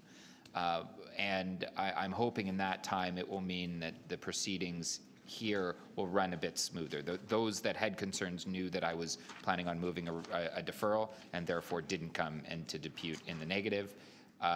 But I'm hopeful that we can smooth out all of the bumps along the road as we head to a listing of these beautiful, beautiful buildings. I'm sure you all know them when you turn off Yonge Street onto Belmont, or you shouldn't be turning off Yonge Street onto Belmont, but when you're going over from Rosedale Valley Road, going down Belmont, you see these gorgeous houses on the north side that probably didn't look like much when they were built, but certainly now 100 and so years later, they are something to behold of the old side of Toronto. So I do plan, and those that I've told I'm deferring this, I've also told I have every plan on, every intention of moving it. Thank you. All right. Questions of the mover? No. To speak? No. All those in favor? Opposed? Carried. Item TE 4.18, Lower Yonge Official Plan Amendment Supplemental Report, and 18A, Lower Yonge Official Plan Amendment Request for Directions Report.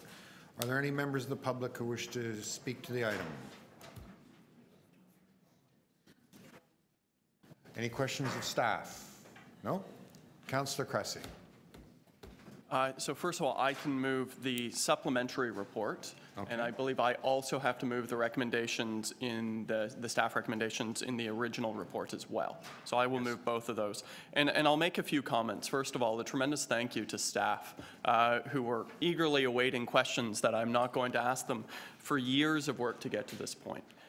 With this official plan, this settlement, our official plan amendment for Lower Yonge has been confirmed with all the property owners. And what that means, and I'll pay tribute here to our departed former colleague, is that the vision that city staff and Pam had for Lower Yonge will be completed.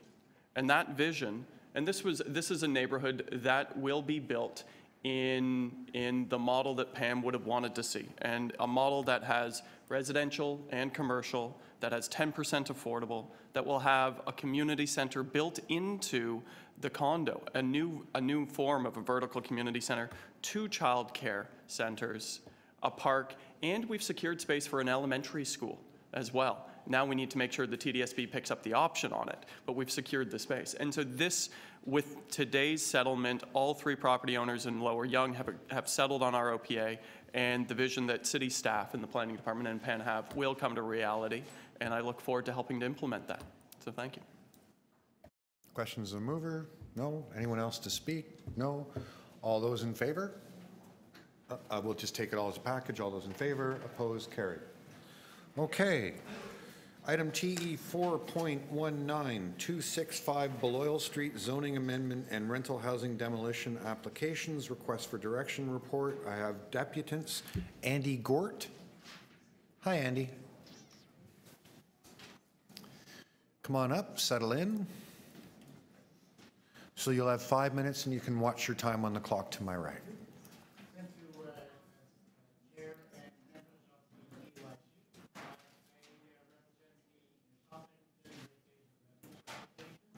We're almost a little bit more like a downtown RA in that we don't only have residential low-rise, but we have a fast-growing mixed-use Yonge and Eglinton. We have avenues with mid-rise coming, and we have 2 apartment neighborhoods. And today, it's a bit about one of those apartment neighborhoods, the Davisville apartment neighborhood.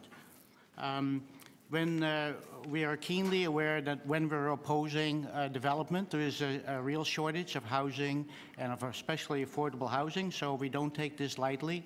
And we have often supported big developments. For instance, One Eglinton East was a 65-story tower, and we've participated in a lot of mediations and negotiated settlements at the OMB.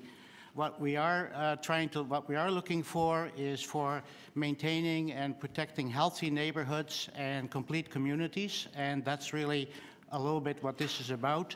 And it also had wider implications to other existing apartment neighborhoods in the city. So just to deal first with the site-specific application, we strongly support what we think is an excellent request for directions report. And we would like to recommend also and compliment the planner, Danny Brown, for a very good report.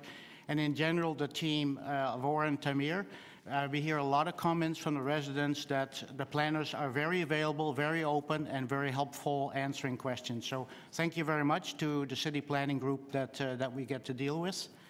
So then the next one really is that this application, site-specific application, is concurrent with 6 other applications all at the same time, and it's clear that the Davisville apartment neighborhood is being targeted by the development industry as the next go-to destination to put a lot of density in this area. I'll come back to the cumulative impact. The third one that we would like to bring up is at the Midtown in Focus plan last year, there was a recommendation or a request from City Council to City Planning that reports and action items would be worked on for the Yonge and Eglinton area, because a lot of development has already occurred, and this area too is under a lot of stress and needs these improvements, and to ask whether we can receive a status report. And so far we've not had any involvement from the community, and also to ask for a community action plan. So now I'd like to go back to this whole issue about cumulative impact on the neighborhood. This neighborhood is fairly small. It's the size of the St. Jamestown neighborhood. The 2016 census had this about 9,000 people, and our calculations say that within 5 or 6 years with these applications we'll go to 15,000, and we know there's additional applications coming, as well as an affordable housing site that that's in the planning work. So we would go to a density that's not unlike St. Jamestown, probably at around 70,000, and if there's more applications coming, more than 70,000 people per square kilometer. In terms of what's there today, we have basically an issue with transit capacity. The Davisville station, by its nature, is like Summerhill or Chester. It's very small and it's getting very congested, and we have issues with capacity to transit. We have a new school, thanks to the school trustee, Shelley Laskin and Josh Madlow, and a dedicated group of community residents that also will include a community hub, so that's a positive sign. But The TDSB or the Toronto Land Corporation has already signaled that with these applications, that school that has not been constructed yet is too small. So we're already looking at that the capacity on the school side isn't there. There's a total lack of community services in terms of daycare, recreation, library facilities. There is not a playground in this area to be found, and you'd be hard-pressed to find benches to sit down with these very long blocks that are there. We have too narrow sidewalks. We have choke points to get across Yonge Street. Anyway, there's a lot of issues here. So what we really are advocating for is that the city solicitor will bring into the discussion at the TLAP and ask the chair to incorporate the cumulative impact of all these developments for the site-specific application. And the issue there will be that we'll have to go beyond the money issues, which are typically add some Andy, money. I'm going to have to ask you to finish. I'll wrap it up. Yep. So we have to go beyond the money issues, which are easily to refute, like we need some more money for pipes and wires, but that we go well beyond that and look back at the Midtown in focus as to what the purpose was of the Midtown. Thank you for your time today, Andy. Are there any questions of the deputy? Seeing none. Next, I have listed Jacqueline Daly. Jacqueline? Wait a minute, you're not Jacqueline Daly.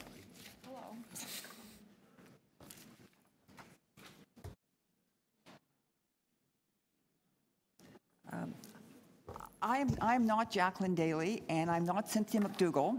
Cynthia McDougall's mother has died, and Jackie is here in support. And so I'm speaking on their behalf, and also on behalf of the applicant, Amtico Holdings, and it's with respect to an application on the south side of Beloyal in the Yonge-Eglinton area. We have read the staff report. We would also like to compliment both Danny and Oren because we have tried to work closely with them. We really appreciate the recommendation that they continue to work with the applicant and the applicant's team. And we hope that we can resolve the issues in a way that's satisfactory to everybody. So we're in support of the staff recommendations. If you have any questions, I'm pleased to answer them. This is an important rental residential project, but it is also a project that has to consider what's happening in the area.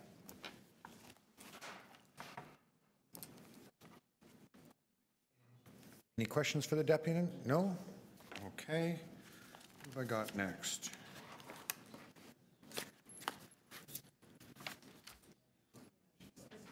Janice Lancaster. Hi, Janice.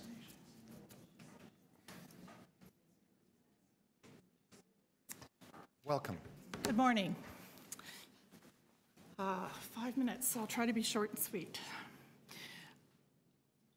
This neighborhood was built in the 60s, primarily. In the 60s, the Green family were very early developers in Toronto, and they actually did a very good job. It's true, they put up slab-sided towers, which we no longer like, but around them, they put very, very decent parts of a green space. They included a park. At one point, was full of sculptures of Mr. Green's. Mixed housing, we had townhouses. And I have to say, my husband and I actually lived there 40 years ago when we were first married. Now we've returned 40 years later. And oh yes, and we're still married. Yes, we're still married. And several of our children have moved into the area with us. We're very aware of the fact that it was a pleasant place to kind of come home to. But it's vulnerable, and it's vulnerable in actual fact because of the green space that the Green family left. It looks like it's wasted space, but it isn't. Because one of the reasons why there are so many families in the buildings, crowded in as they are, is because there are places for kids to run, and there are places for people to walk their dogs for various reasons. We're interested in the fact that this rash of applications, not just this building, to 141 Davisville. They want to tear down townhouses to the west of 155 Balliol. We have 2 developments on Merton. And heaven only knows if somebody's already talking to the Toronto Tennis Club to tell them how valuable their land is and what could be put on it. You know, we're not aware of who's also planning on taking out a few of the smaller apartment houses and putting towers on them. This is a change. This is a big change, taking something that has worked for 50 years and turning it into, what, a ghetto? I mean, we all think these areas will look good by the time we're finished with them. Suppose this area doesn't look good by the time we finished with it. We can't take it down. Once they're up, they're up. I would be very interested. I recognize that you guys have limited influence in certain spheres. But the time is to start talking about looking at this whole area as a neighborhood and to ask each applicant if they would be willing to come together as a group and talk to the city about what would happen to this area. I think that should be a request that is made. We already have this lady here who says that they're very, very interested in being with us and building this together. So I would ask the City of Toronto that it begin to approach all of these applicants to ask them, would they be willing to come together as a group of developers to talk about, in the focus policy that we would like, discrete infilling is the word, discrete infilling. I don't think anybody would say, yeah, would object to the fact that, yes, things have changed and we would like to put more people in this area. Discrete infilling from a group of developers could be something that would work for us as well as for them. So my request is that the city begin to ask these applicants, would they be willing to come together as a group and talk about where this neighborhood goes? That's my request. Thank you. Thank you very much. Any questions for Janice? No? Next I have listed Jim Jurens. Hi, Jim.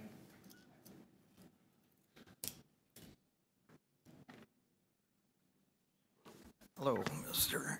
Chair and councillors. I'm probably going to go a little bit sideways here, but I'm just trying to develop a picture of what our friends who I live at 111 Davisville Avenue, and many of our friends in the building have the same concerns. And it basically comes down to slide rules and manual adding machines. And I try to find one to, in case anybody doesn't know what a slide rule is, that's how the city was built back in the 1800s and the early 1900s, and all of the infrastructure that we're dealing with right now, as far as I'm aware, is built upon that kind of engineering, which was very good. And basically, I'm not a NIMBYism person, and I'm an entrepreneur and capitalist, and I've been a landlord a couple of times myself, and I recognize that we do need more housing. But the design realities and limitations that were put in place when the city was built are now starting to come to fruition. There was a utopian vision of Toronto at some point, and part of that was the Davisville neighborhood, where we had parks and green space, and it was a very lovely place, and now the developers come in and tell us how great they're going to make it by taking away the parks. So basically our urban spaces and the 401 and the Don Valley and the Gardner and the Queenie were all built to make Toronto a utopian place. But what's happening right now, you know, we've got the towers downtown, the big office towers and everything. We're part of that utopian vision. But they're based on finite resources of water and electricity, which were built in the 19th centuries or early 1950s, 60s. So it's not fair for 265 to be denied to build a tower there because everybody else has done it in the area, so why can't they? On the other hand, I seem to remember from the past that Mo Lastman at one time, when he was mayor of North York, was told by the city that he couldn't do any further development until he got infrastructure and the subway built on the Shepherd Line, because it was recognized that that was something that was needed for the area.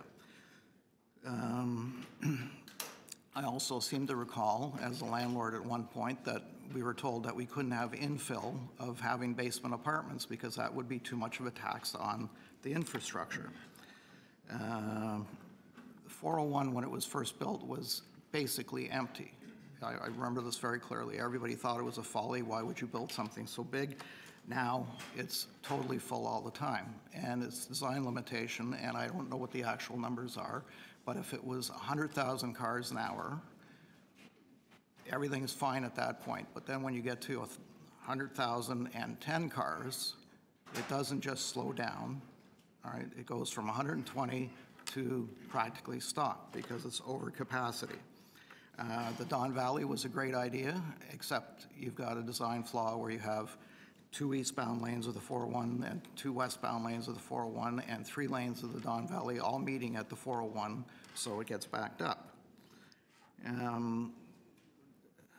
I mean, 60s Tex was great, but we see what's happened just recently with the Boeing thing, where they've taken a 60-year-old airplane or 50-year-old airplane, and they've added a couple of seats. They added 20 seats, they added 40 seats, they added 60 seats. Everybody said, yeah, let's go for it.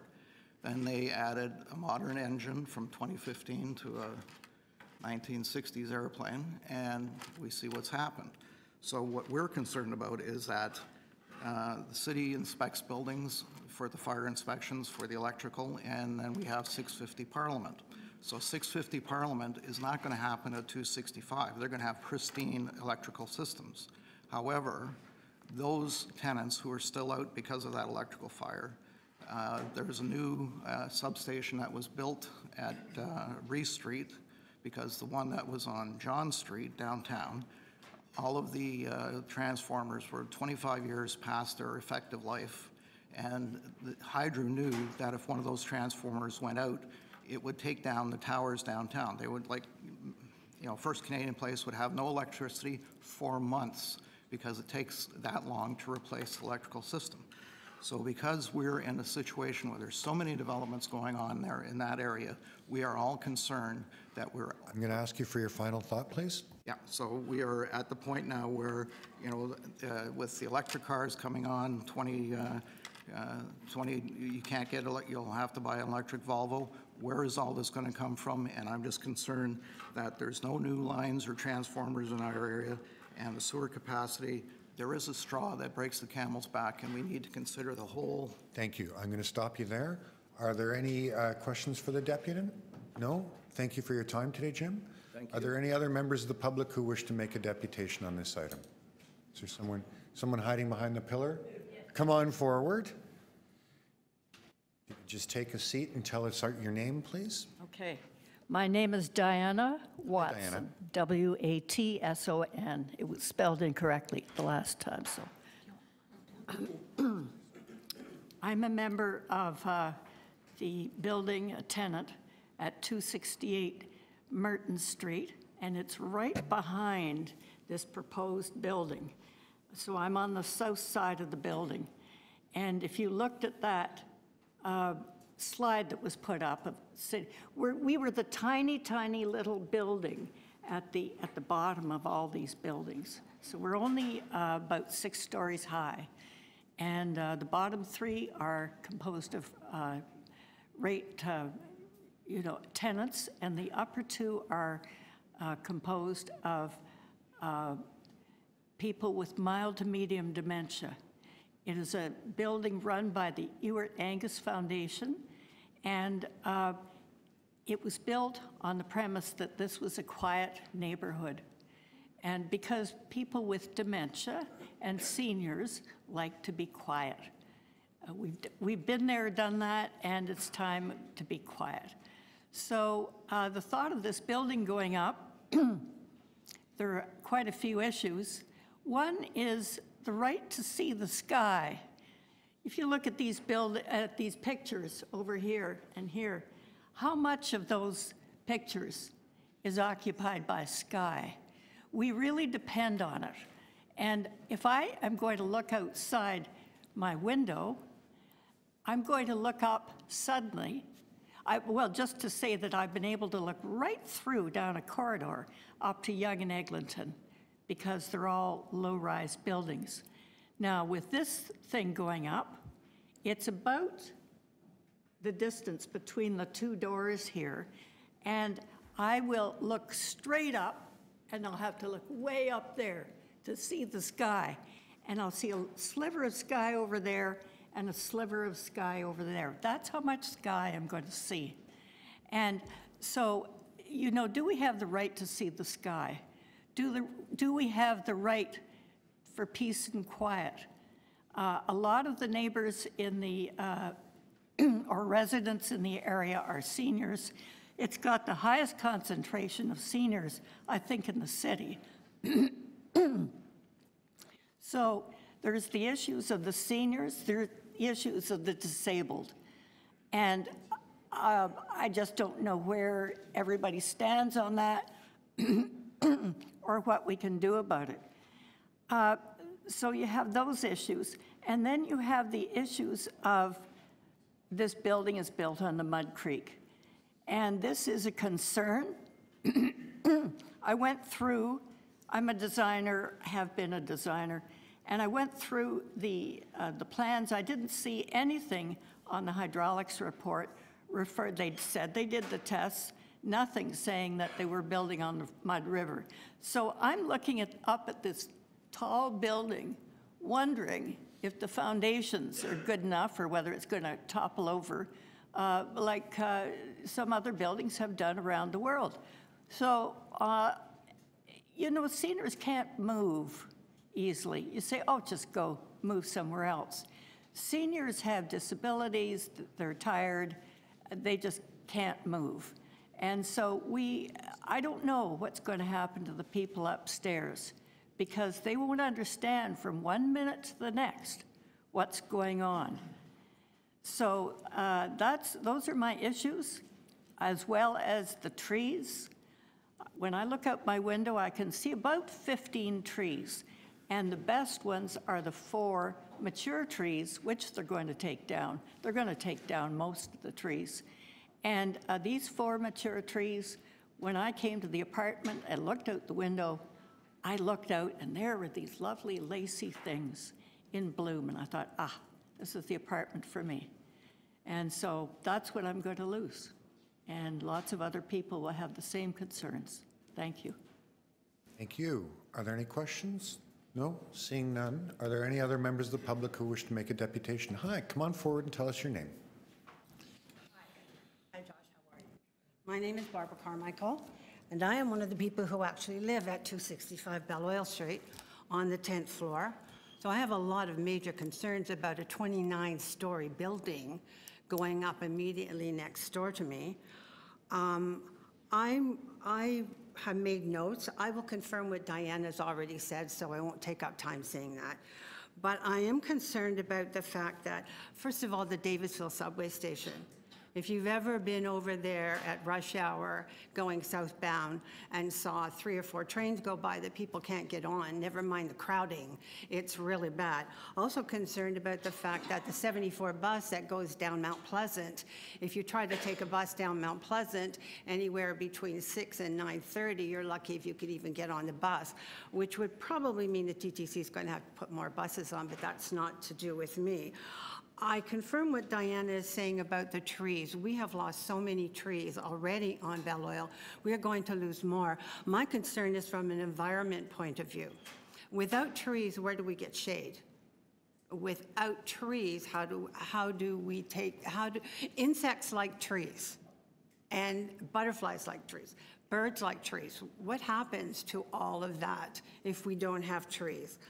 I very concerned about shopping. The Sobeys site right down at Belloil, at the corner of Belloil, is going to be built on. So a major concern for me, there are 3 or 4 seniors residents in this little area. Where will we shop? I mean, do seniors have to take buggies and hop on buses and subways to go to the store? Not just seniors, but when millennials come home from work and they live in those apartments. If you go into that Sobeys anywhere around 5:30 to 7, it is so crowded because they have a lot of already made foods that the millennials come in and they take home. I'm very concerned also about what is going to happen to, this building is going to be so close to 265. The noise level will be great. I live on the 10th floor. And I look right out at those townhouses, and we'll look right out to where this new building is going to be. I spoke to the owner of this building. I am a senior. I spoke to the owner of the building, and I asked if I could move over to the other side of the building. And he said, yes, certainly, as long as you pay, and this was 2 years ago, as long as you pay $300 more rent for an apartment on the other side of the building, because we've already renovated. So they renovated the apartment next to me, and I went down to look at it, and it had new tile floors and a new vanity in the bathroom and some painting and new kitchen cupboards. But they want me to pay at least $300 a month to move into this so-called renovated building, which when I add all of that up, it's ludicrous. But I also can't afford to pay that. But why would we be putting up a 29-story building? Yes, the building I live in is 27 stories, but that building was erected in the 60s. And when I look at what Diana was saying about her building, and she's right, it will be directly in front of her. There is a small condo on Merton Street, I think is about 9 stories. They're also going to be affected. Why would a 29-story building go up almost at the corner of Mount Pleasant and Beloil? And Beloil is a very short street from Yonge to Mount Pleasant. On the other side of Mount Pleasant, it's residential housing. So we've got this very, very short street, which has all kinds of plans for all these buildings to go up. And I don't want to argue about we need to build for new residents. I will not argue that. Yes, we do. But I will argue a 29-story building that will affect a lot of people in that just small little area also. It will be built right on top of Mud Creek. And I can tell you, I have a locker in the basement of 265 Beloil, which I had to go out and buy wooden pallets for, because when we have a lot of rain, especially in the spring, and with Mud Creek being underneath, the water comes through. There's nowhere for it to go. So I had to buy wooden pallets to put my things on. So I already lost several things because I didn't know that. But I had to buy these pallets so that I could put my belongings on. Barbara, I'm going to ask you for your final thought now. I don't understand a 29-story building, and where will people shop? It's my Thank you very much. Are there any questions? No? Are there any other members of the public who wish to make a deputation on this item? Hi, please come forward over here first, and if you could just give us your name. My name is Naomi St. John. Hi, Naomi. You have 5 minutes. Thank you. And I'm a tenant at 221 Balliol, which is on the west side of the proposed site, adjacent to the lovely small townhomes which currently exist, with the lovely trees and landscaping in front because they are set back, and the lovely trees that you've just heard about in the rear. There are several issues here which I would concur with, all of which have already been stated, so I won't continue to reinforce all of those, which I think you can take as stated. The situation is that in addition to the fact that my building is the one with the outdoor pool, which is shared by 265, who is also going to share it when you put up another 29 stories.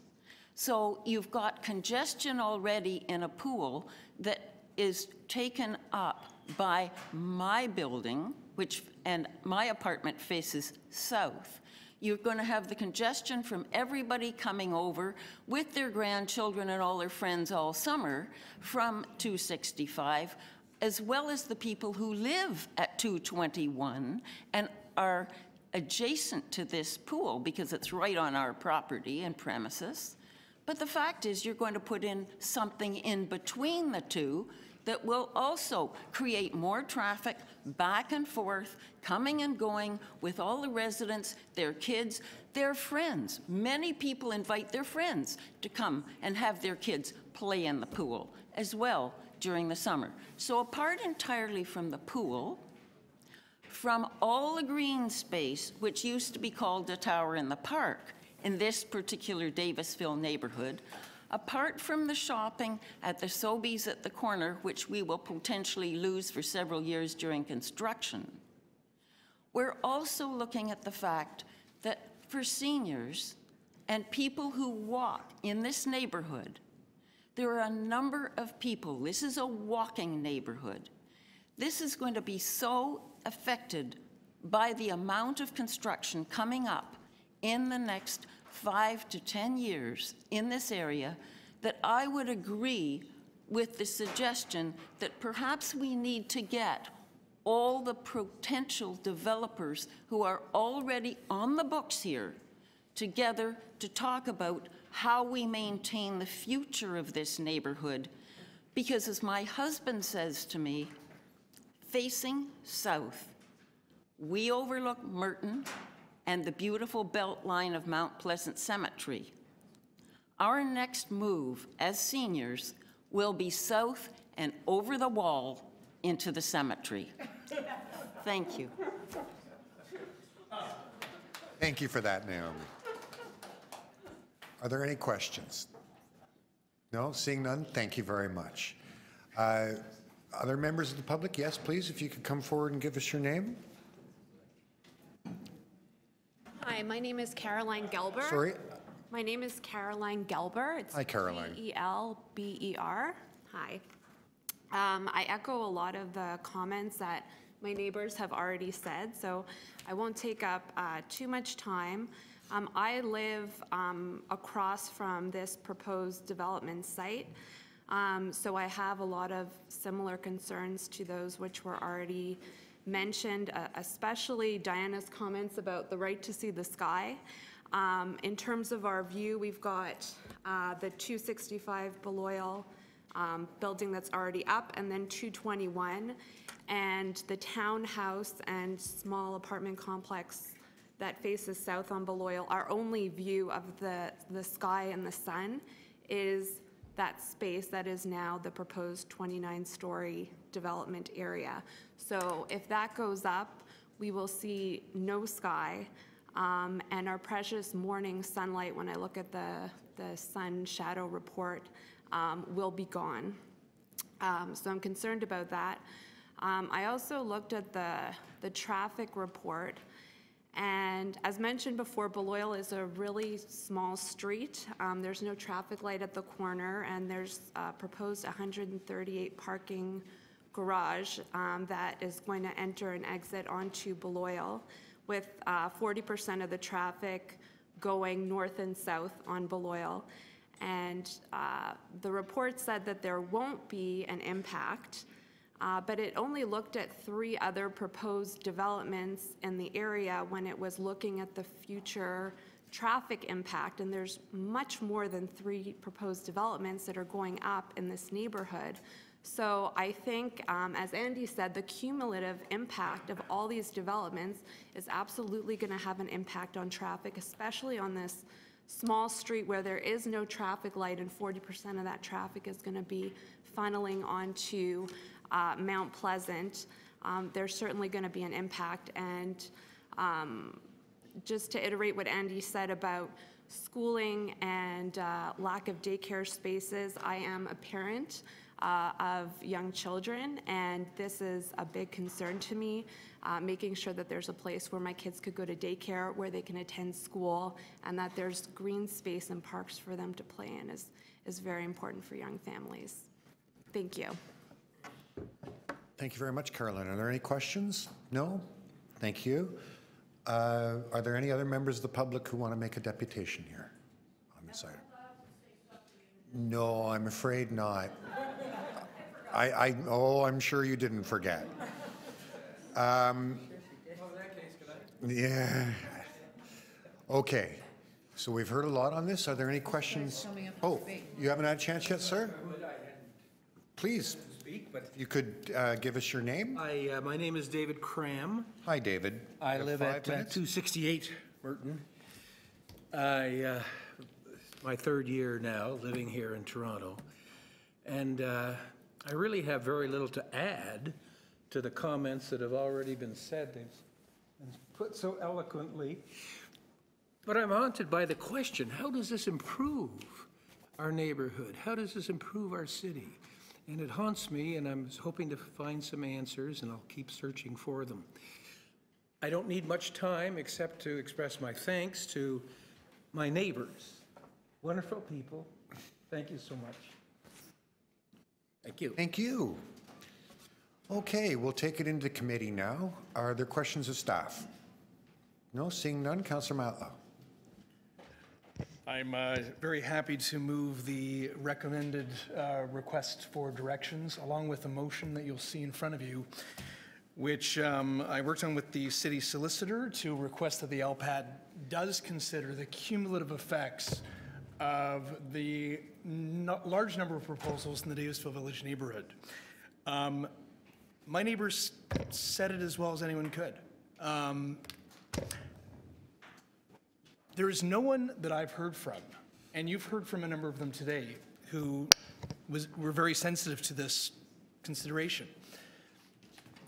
who's opposed to the idea and the truth that we need more housing in the city. But that's not the question in Davisville Village. The question in Davisville Village is what is good planning and what is bad planning?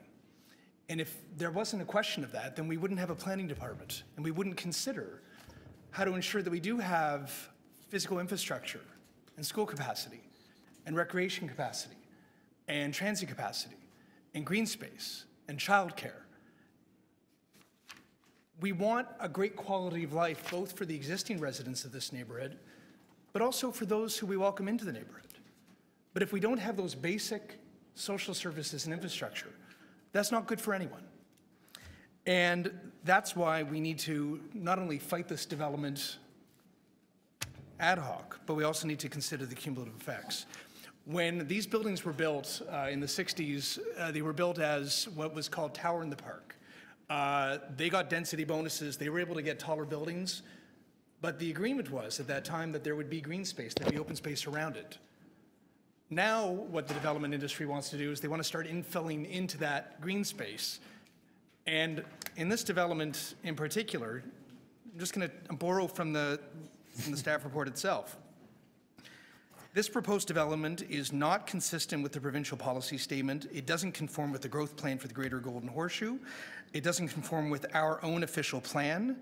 It's out of character with the apartment neighborhood on this section of Beloyal in terms of height and density, and it doesn't provide appropriate transition from the adjacent mixed-use area.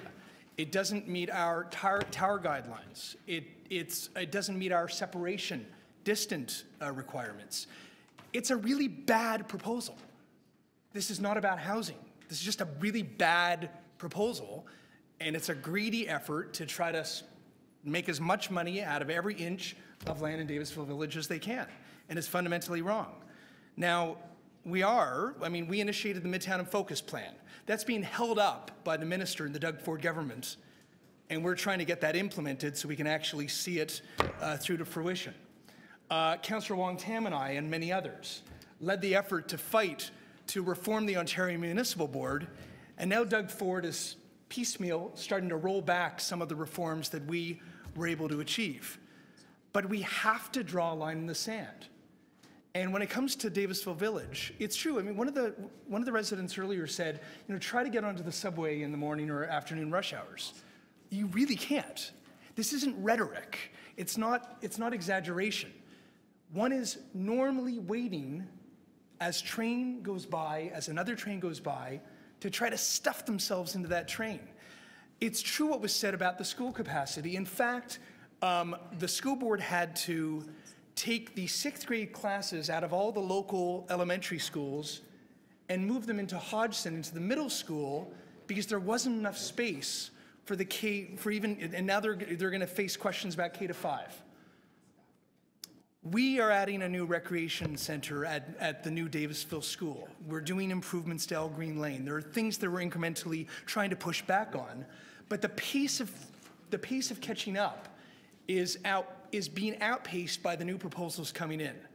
We need space and time to be able to have schools for our kids.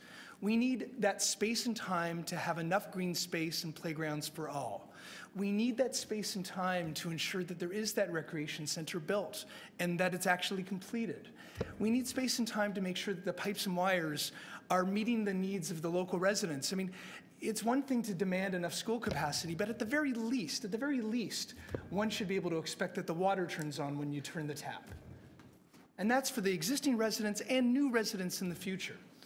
So that's what we're fighting for, and that's why we are asking you to not only support the recommended request for direction by city staff, who I want to acknowledge as well, and I want to thank Andy for doing that earlier. Danny, Oren, the team here has done such a remarkable job at both reflecting the community concerns but using their own professional judgment in their recommendations today, and they are a pleasure to work with.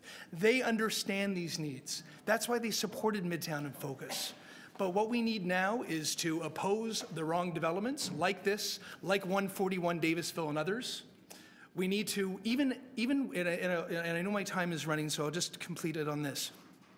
Even when we don't have full control over all those social services and infrastructure, and we certainly have no control over where somebody can walk to go shopping, we need to be creative within, and that's why the Midtown Hub is a creative initiative, and that's why we also are looking for, and I just say this for your audience, to the residents, we're looking for even a pop-up site, for example, that when 22 Beloit is redeveloped, whether it be a taller building or a shorter building, that there still be somewhere for people to go so that they don't have to venture miles on end to find somewhere to shop and create a food desert. But these are all the things that we need to collectively understand how to build a great community. I say this with conviction, but I also say this with passion because this is part of my home. And I love this neighborhood, I love this community, and I want to make sure that everybody in this neighborhood has all the advantages that any Torontonian should have. Thank you.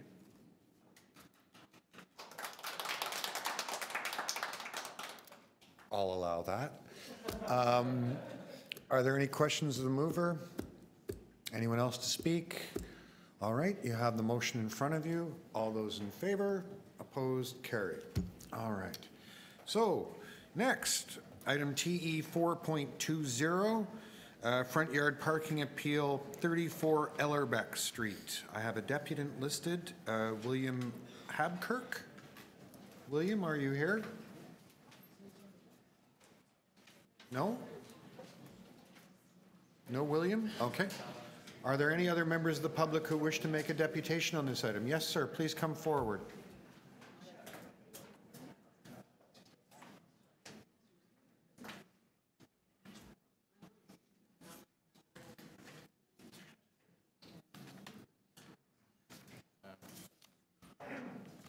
My name is Chan. I live on the Chan? Street. Yeah, Chan's my last name. And I live on the same street that the parking appeal is applied for. I have some questions. So, Mr. Chan, just to be clear, the purpose here is for you to give us advice? Yes. Okay. Yes. So, in the letter I got from the city, they said that you did not meet the response rate, which was the first thing. So, even though it's a negative response, you didn't meet the response rate. Secondly, this one is for on-yard parking, which is off-street. I don't really see the difference between parking on the street and parking on the yard because you're doing a one-for-one. If they're not parking on the yard, then they're parking on the street. So how are you losing a parking spot? And actually, when they park on the yard, it's the width of the car that they're going to be taking up and not the length of the car. I'm a technical person, so I'm not very good with words, so I'm just going to say it the way it is. And I think the city should encourage front yard parking instead of discourage it, for the reason that, once again, it's the width of the car versus the length of the car. And if sometimes when you have a yard that you can have 2 cars park on the yard, you're actually getting rid of 2 cars off the street. This winter, It's a one-way street. I live on a street, and the snow plows couldn't get around because of the ice storm and the snow, to clear the snow and the ice. So it created a big problem. Cars were dodging each other because there wasn't enough space to drive around. And so if people have the ability to park on their own yard, then they would plow that area clear, and you wouldn't have this issue. And I had a big problem this winter with cars being parked on the street, and because of the ice, and it was very precarious driving on that street. So I wasn't going to speak to this until this winter. This is my second year down here in the city with the winter ice and the snow, and it was a really bad year. And that's the reason why I think it's better to have it on the yard than actually on the street. And if the city would look at that seriously. Okay, those are your remarks? Yes. Thank you. Are there any questions for the deputy? No? Thank you for your time today. Are there any other members of the public who wish to make a deputation on this item? Seeing none. Are there any questions of staff? No? To speak? Councillor. I just have one question. This is the second time that this has been in front of this committee. Is that not correct? There's been 2 ballots on this street, on this particular location. Is this a question of staff? Yep. Okay, through the chair, the staff member who just walked in hopefully can answer that question, if you wouldn't mind repeating it. Oh, yeah. Sorry, Elio. I understand that there's been 2 ballots. That's correct. About this particular location. Yes.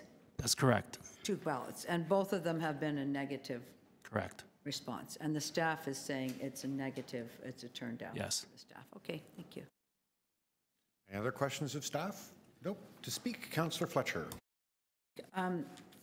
I think this has been before us in the previous year, and there have been 2 ballots.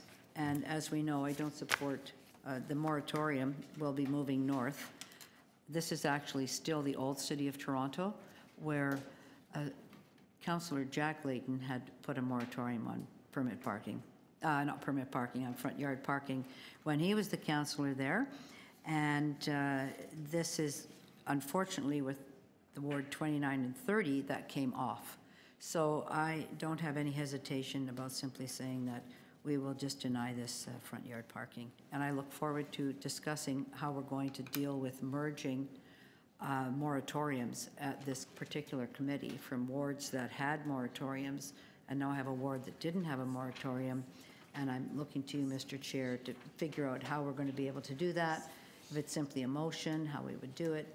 But I'm intent on that. And so I'm turning this down here today. Thank you. Very good. And I will undertake to do the work with you to figure out how we fix the new boundaries and the moratoria areas. Are there any other members who wish to speak to this item? Seeing none, we have a motion to deny. All those in favor? All those opposed? That carries. Mr. Chair, I just would have, I thought you were going to, but that the notion that when you park on the front yard, you're somehow clearing, you're actually taking somebody's ability to park off because of the curb cut. And perhaps the deputy didn't understand that. So I thought you were going to address that. Oh, if you want me to remark on, I love to talk on that topic. I will In leave fact, that. you lose a parking space permanently on the road and only have the space available to the homeowner who's only there part of the time. So it's a net loss of parking during the day. There you go. Just, yes. There's been an election call in Alberta. Councillor Layton has chartered an orange airplane, which is leaving when we break. Just an invitation to all to welcome to join. Is it painted orange or an orange? Which one?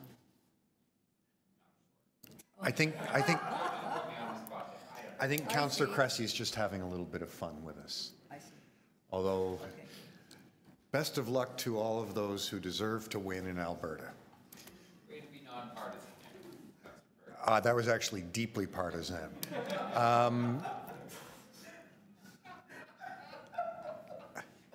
Go. Okay, so we have work to do.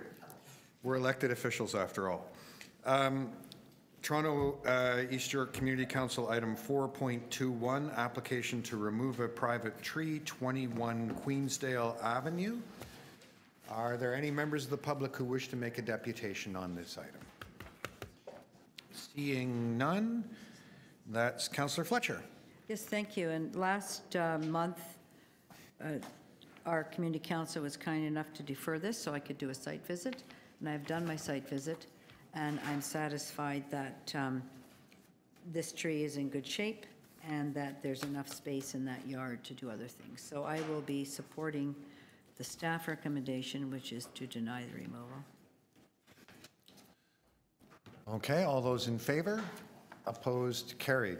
The next item is item TE 4.22, residential demolition application. If there are any people here to make a deputation on this, I want to note that my intention is to defer it. So if you want to make a deputation, there might be a better day. Is there anyone who wants to speak to it? No? Okay. So this is a residential demolition application where the matter is still in front of the local planning appeal tribunal.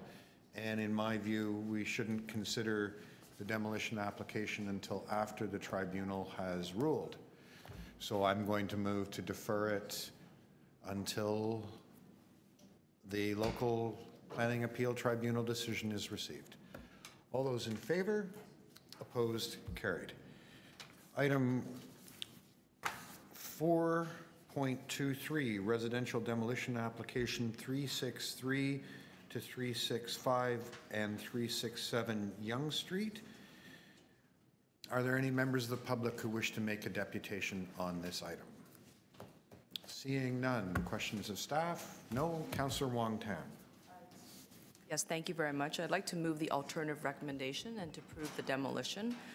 Members, if you can take also note that there is a letter of support from the downtown Yonge business improvement area. I know that this is a building that has that we will be developing and seeing significant improvements come to.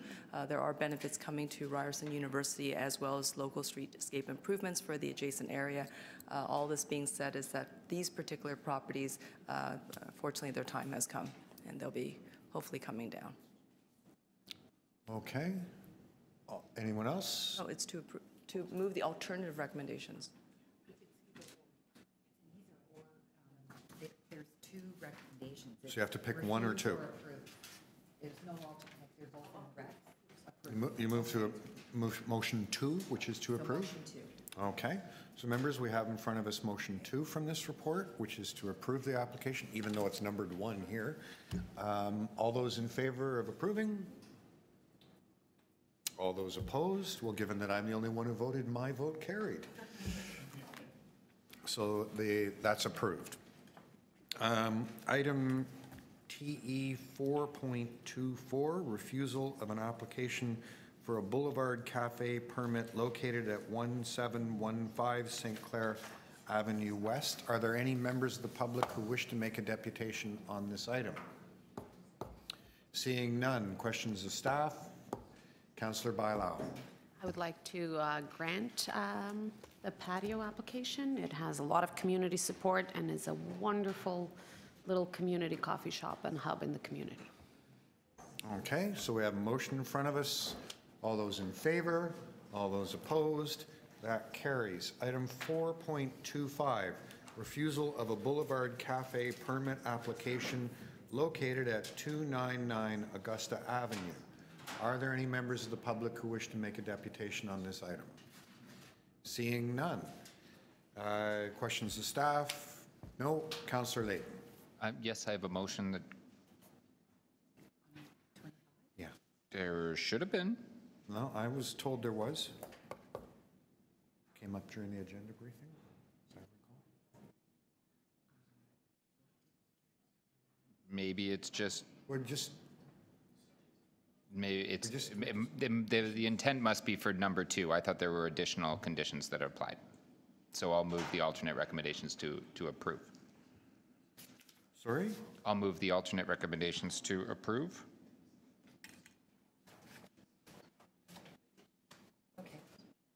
So this is motion number 2? Yep. the Operating conditions A, B, C, D, and E? Yep.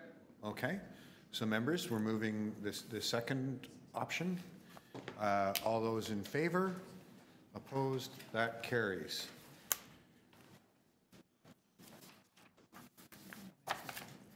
Item TE 4.27, refusal of a Boulevard Cafe permit application located at 5926. Oh, did I skip one? I'm sorry. No, it's one that runs over the page, I see. Refusal of an application for a Boulevard Cafe permit located at 356 College Street, Brunswick Avenue, flankage. Are there any members of the public who wish to make a deputation on this? Seeing none, questions of staff? No. Councillor Layton. No, I would be seeking a deferral until the April meeting.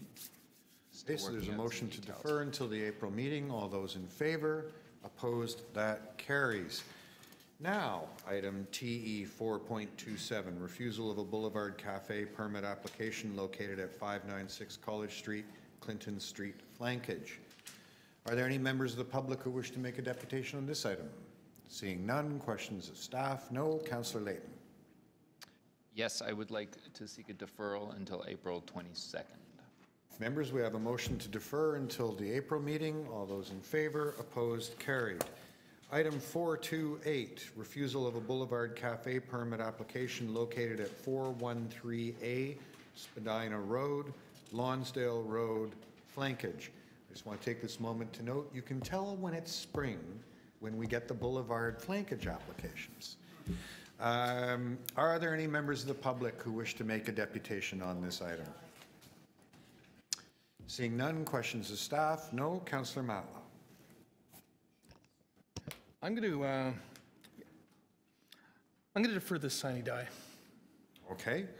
For those of you who don't speak Latin or who acknowledge that we don't use Latin at Toronto East York Community Council, that means deferred indefinitely. Is that your intention? Yes. We still don't use Latin. We have a motion to defer indefinitely. All those in favor? Opposed? Carried.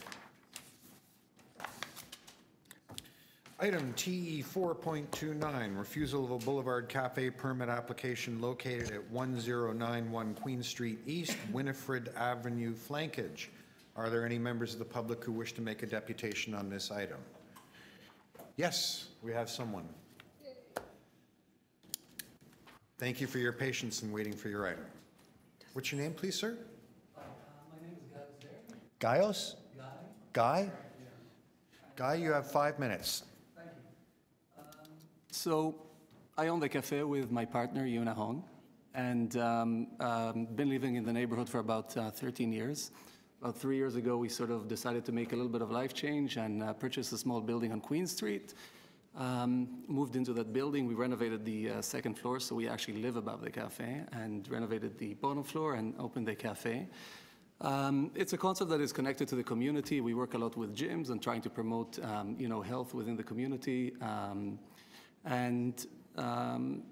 As you know, I don't know if anybody over here owned a small business operation before. It's extremely hard to reach profitability and make a living. And any little help or any little, addition can help. We are applying for a patio on the side, and I think we had a ballot that we won. I think there was about 7 people supporting it.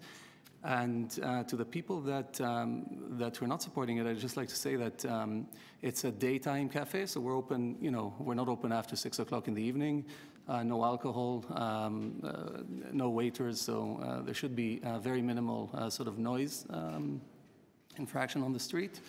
And again, it would help us very much increase the traffic a little bit in the summer. And again, whoever knows, and I assume most of you know the city, a food establishment without a patio, finds it very challenging to do that. And most of the places that we have on our block have patios at the back, so they're closer to the neighborhood or to the neighbors than we would be.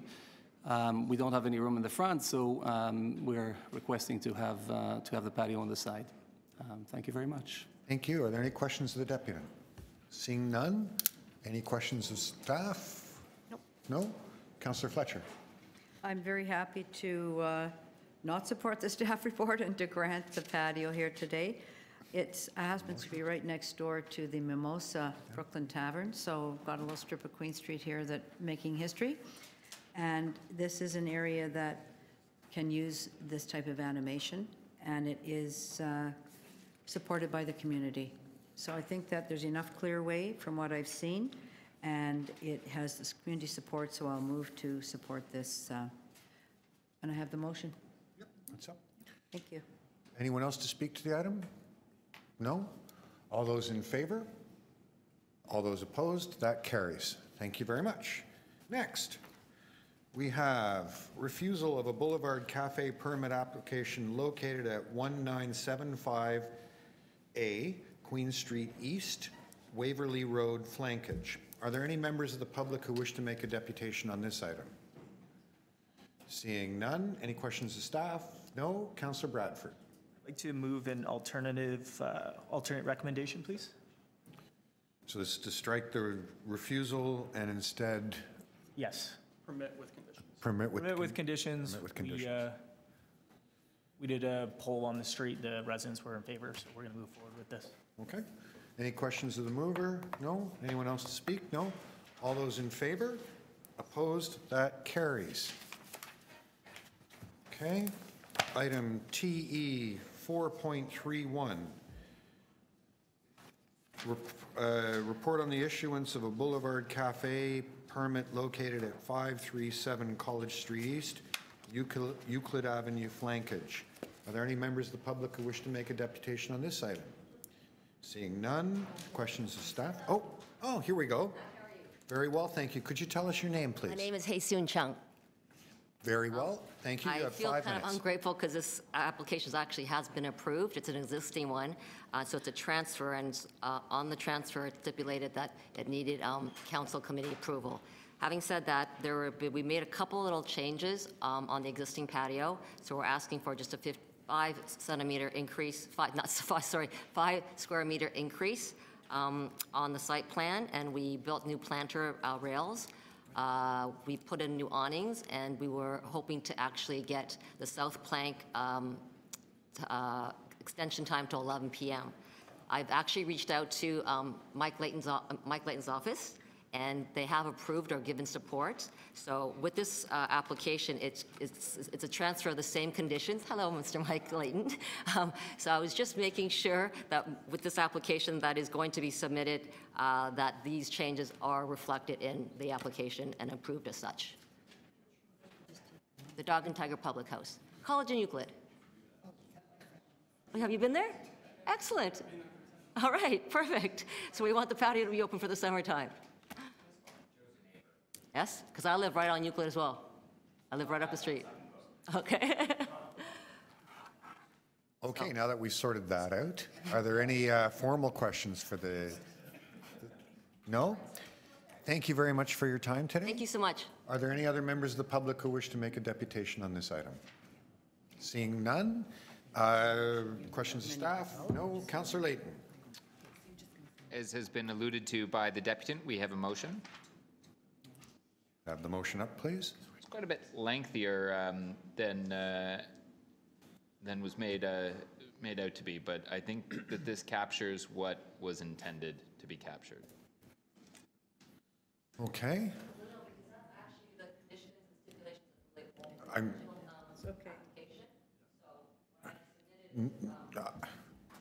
Mike, can These you are want the to stand ones this that down? were sent forward from my office. When Correct. was your site plan submitted?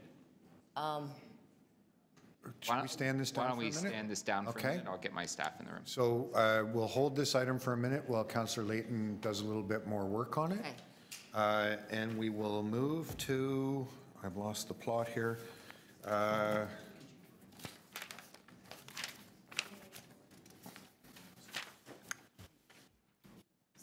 49? 77. No, 32 we did when we did the agenda clearing.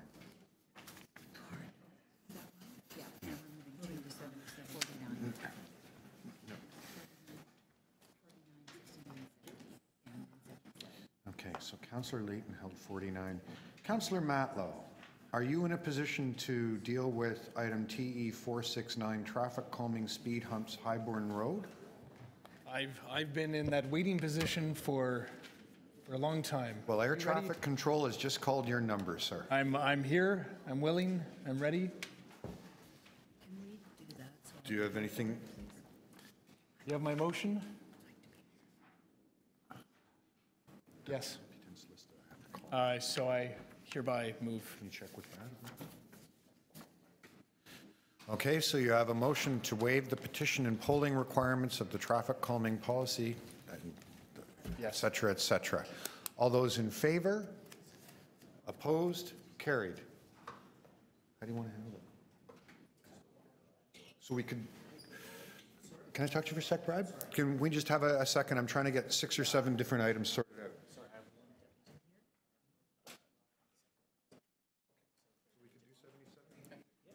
Okay, members, I understand there's someone waiting to make a deputation on item number 77.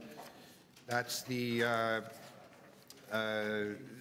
Vision Zero pop-up event in Beaches, East York. We have a deputy in here. Hi, what's your name, please? Amanda O'Rourke. Amanda? Hi, thank you so much. Presentation I'm going to load up. Okay, just anyone who's here, I should have said this at the start of the meeting, anytime you have IT, talk to the nice man in the glass booth ahead of time. No, my fault. I should have said something. And just like magic. Okay. Amanda, go ahead. You have 5 minutes. Thank you. My presentation isn't showing there. Oh, it's coming up. As I said, my name is Amanda O'Rourke. I am the Executive Director of 880 Cities. Thank you so much for having me here today. I'm very excited to talk about a project called 880 Streets Danforth. As most of you know, I think many are familiar with the organization that I lead. We're a nonprofit called 880 Cities, and our mission is to improve the quality of life for people living in cities, no matter their age, ability, socioeconomic status, their race, their gender. We believe cities that should be built for everyone.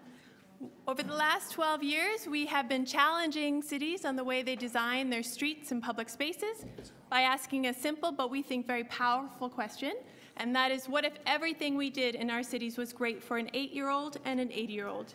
We believe if you do, you'll create a better city for everyone. We know that this kind of car-centric planning has had a disproportionately negative effect on children, older adults, and the economically marginalized, and we know that we can create invitations for more inclusive streets and public spaces.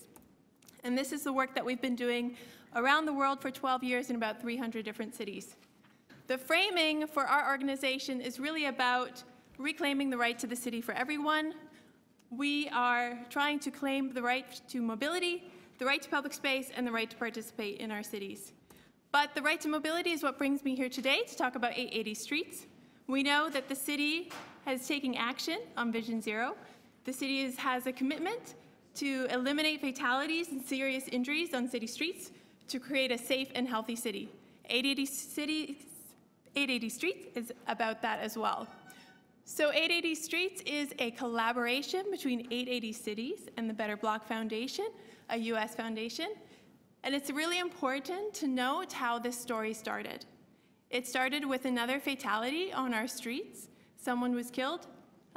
We had a friend of that person approach 880 Cities to talk about road violence and what she could do to contribute to make it better.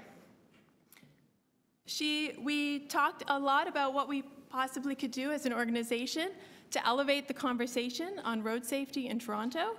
She was inspired by some of the work that we had done in the US by doing pop-up Vision Zero safety demonstrations on streets. She gave us a very generous donation to do these kinds of pop-ups in the city of Toronto on 3 streets, and that's what brings me here today.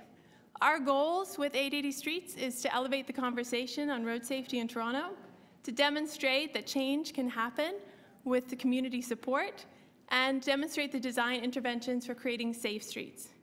We also want to engage residents in taking direct action and building solutions in their community, and show that safe streets are also vibrant streets, more equitable streets, and healthier streets. We worked, this was in May of last year, with Councillor Mary Margaret McMahon. As you can see, she's a fierce champion for safe streets. And we started to look at areas where we could do the pop-up demonstration. Danforth was one that was an obvious choice given its iconic status in the community, and we had a really great political champion. We did a street audit to identify areas where we could do the pop-up demonstration, and we landed on this area between Woodmount and Woodbine on Danforth. The pop-up street makeover is a tactical urbanism intervention. It takes place over 3 days. It's an easy implement and an easy takedown. Better Block Foundation has done this around the world, and they are technical build experts on this project. We hosted some community meetings, got some great feedback on what community would like to see. We're working with the Residents Association and the BIA, and at this time we were also working with staff to identify how we could make this happen on the street, given that we knew that this was a new approach to doing a pilot project and pop-up on our streets. So this is a recap of where we were. In May, we had a victim of road violence. The donor approached 880 Cities, and we had been working with staff to implement an October pop-up. As you all are very familiar, October was a bit of a tumultuous time at the city. So we postponed until spring. And so now we're working directly with the new councillor and city staff to get it implemented, and looking forward to hearing your comments and interest in this project. Thank you very much. Put it on as a new piece. Thank you. Are there any questions of the deputant? Seeing none. Any other members of the public who wish to make a deputation on this item? Aha, please come forward.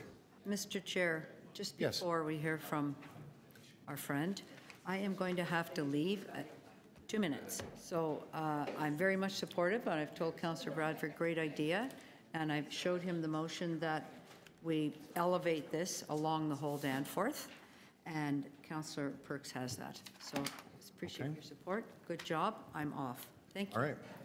Thank you. I don't know what you, okay. So now I'm flying without a vice chair, everybody, just to be, all right? That's right. I'll just let you know that as a vice chair with Gord, you have a really easy job. Aw. Hi, I've been wasting your time. I apologize. Please introduce yourself to the members of the committee and make your deputation. Hello, everyone. My name is David Seymour. I'm a project manager with 880 Cities. And I just wanted to quickly highlight what a Vision Zero temporary street makeover looks like, how it's implemented, and how it can actually spark and lead to long-term improvements in terms of creating safer streets for vulnerable road users. So the first project I wanted to quickly highlight is called Macon Connects. It took place in a city called Macon, Georgia. It's a couple hours outside of Atlanta. And this project is very cycling focused, so it's not, doesn't look much like what we'd envisioned for the Danforth, but it really does illustrate what these long-term changes and improvements can be from these pop-up makeovers. So Macon, this is a city where very few people rode their bikes. Fewer than 1% of people commuted via bike. That means less people took their bike to work than telecommuted. So really no cycling culture whatsoever, and the mayor and the city really wanted to change that.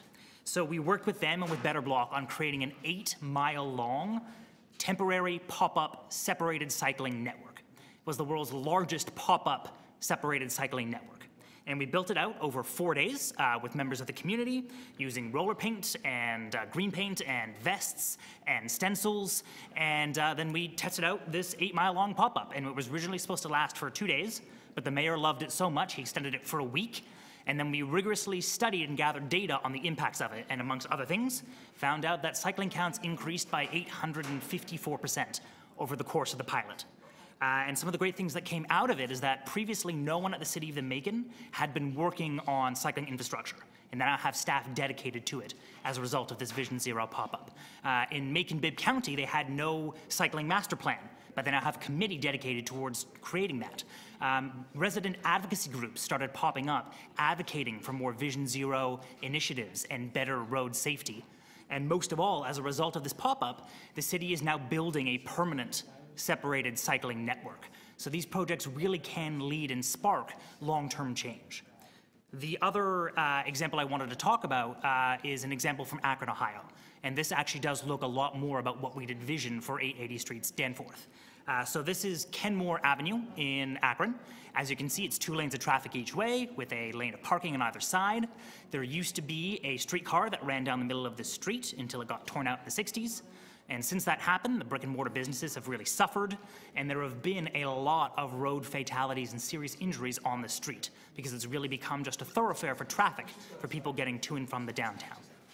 So the question with the project became, how do we take this really hostile environment and create something that is actually safe and friendly for pedestrians and vulnerable road users? And so what that looked like was bump out crosswalks and mid-block crossings, doubling the side of the sidewalk and adding a parking protected bike lane, with wiki-block temporary furniture, which is furniture that can be put together without any hammers or nails or screws, created a pop-up bus stop and pop-up bike locks. We worked with the community on creating a pop-up mural and local performance spaces, and took over an abandoned space and turned it into a pop-up beer garden and cafe space.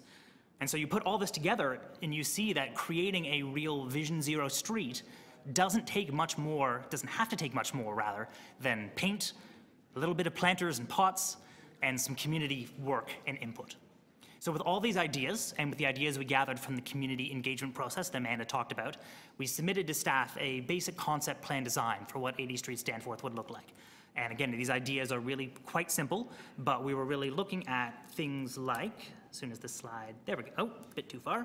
We were really looking at things like mid-block crossings, bump outs at the intersections, some additional street lighting, because we heard that lighting on this section of the street is quite low, and some additional seating, because there's not much seating, and some parklets for performance and for activation for the local community. And so these are just some examples about what the mural or the mid-block crossing or the lights would look like. And our partners at Better Block have designed some really fantastic custom-made parklets and street furniture for this project that would then stay with the local community and become a legacy that the community could use for future events and festivals in their streets. And so just the last thing I want to highlight is that we know that unlike the King Street pilot project or the Bloor Street pilot project or even Celebrate Young, which are fantastic things the city has done in the past, that this project we're proposing is a little bit different. It's a lot shorter in scale. It's a lot, the length of street is a lot smaller. So some of the ways in which we've worked with other cities in the past on these projects to creatively make these happen. Can I ask you for your final thought? Yep, are just a couple of these permits, special events and roadway constructions and filming permits. So thank you very much for your time, and happy to answer any questions. Okay, thank you. Any questions for the deputy? No. Thank you very much, David. I'm going to ask if I can have a motion to extend to complete the business before the lunch break. Councillor Cressy, all those in favor, opposed, carried. Okay. Are there any questions of staff on this item? No. Councillor Bradford to speak. Thanks very much. And I have a slight amendment to my own motion just to adjust the timeline for our May meeting based on consultation with staff, a little bit more time to turn the report around. I just want to thank 880 Cities for bringing this forward. Vision Zero is, of course, something that's important to all of us here at committee and at council. The opportunity to do this on Danforth, unfortunately came out of an act of road violence over a year ago, but turning something that was really negative and having it come forward in a positive way that is going to provide a demonstration of how we can do different types of streets more safely in Toronto is something that's so hugely important. And I'm very thrilled to carry on the work of former Councillor Mary Margaret McMahon in bringing this forward. This was something that the community talked about last year as they detailed. There was an extensive consultation process that was disrupted during the election. But we have letters of support here from the BIA. We have letters of support from our community association, some of the advocates in Beaches East York Ward 19. And I think it's an opportunity for us to try and do something different. We've worked extensively with staff, and I want to thank Jacqueline Galati and Barbara Gray for all of their very valuable advice and direction on how we can find a new path forward. I recognize that this is something that's hasn't been done, and there's not necessarily a playbook on how to exactly do this, but there is a commitment from staff and 880 Cities and the community and Councillor Fletcher to find a way forward and do something that could be very impactful. So that's really it for me. I think this is something that we need to push forward, and looking forward to doing it later this summer and having all of you out on the Danforth to see what Vision Zero can look like in a pop-up, what a complete street can look like, and join myself in the community there. Thanks very much. Question of the mover, Councillor No. To speak, Councillor Matlow. I want to start by thanking Councillor Bradford for the leadership that he's providing in his community to present potentially a model that we can learn from. And I know it can be risky, and I know there are people who say don't do this or it's going to disrupt the street, and to put his neck out and say this is the right thing to do, I have a lot of respect for, and and thank you to 80 Cities and Streets for bringing this through to fruition now with Councillor Bradford. There's one thing that I respectfully disagree with what Amanda said earlier, and you'll know why I say this in a moment. Amanda very generously said that she knows that Toronto Council is dedicated to Vision Zero. I don't know that yet. That has not been proven to me yet. I know that we are dedicated to showing that we are committed to Vision Zero. I know that Barbara Gray and Jacqueline and their team is completely committed to doing everything they can with the limited resources that we've provided them to do everything possible to make our streets safer.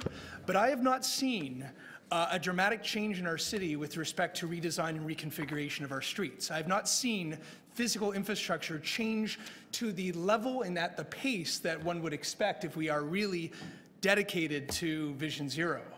This is not Vision Zero yet. This is an incremental approach to Vision Zero. So I hope that this pop-up might inspire us to look at it, learn from it, and then run with it. Thank you.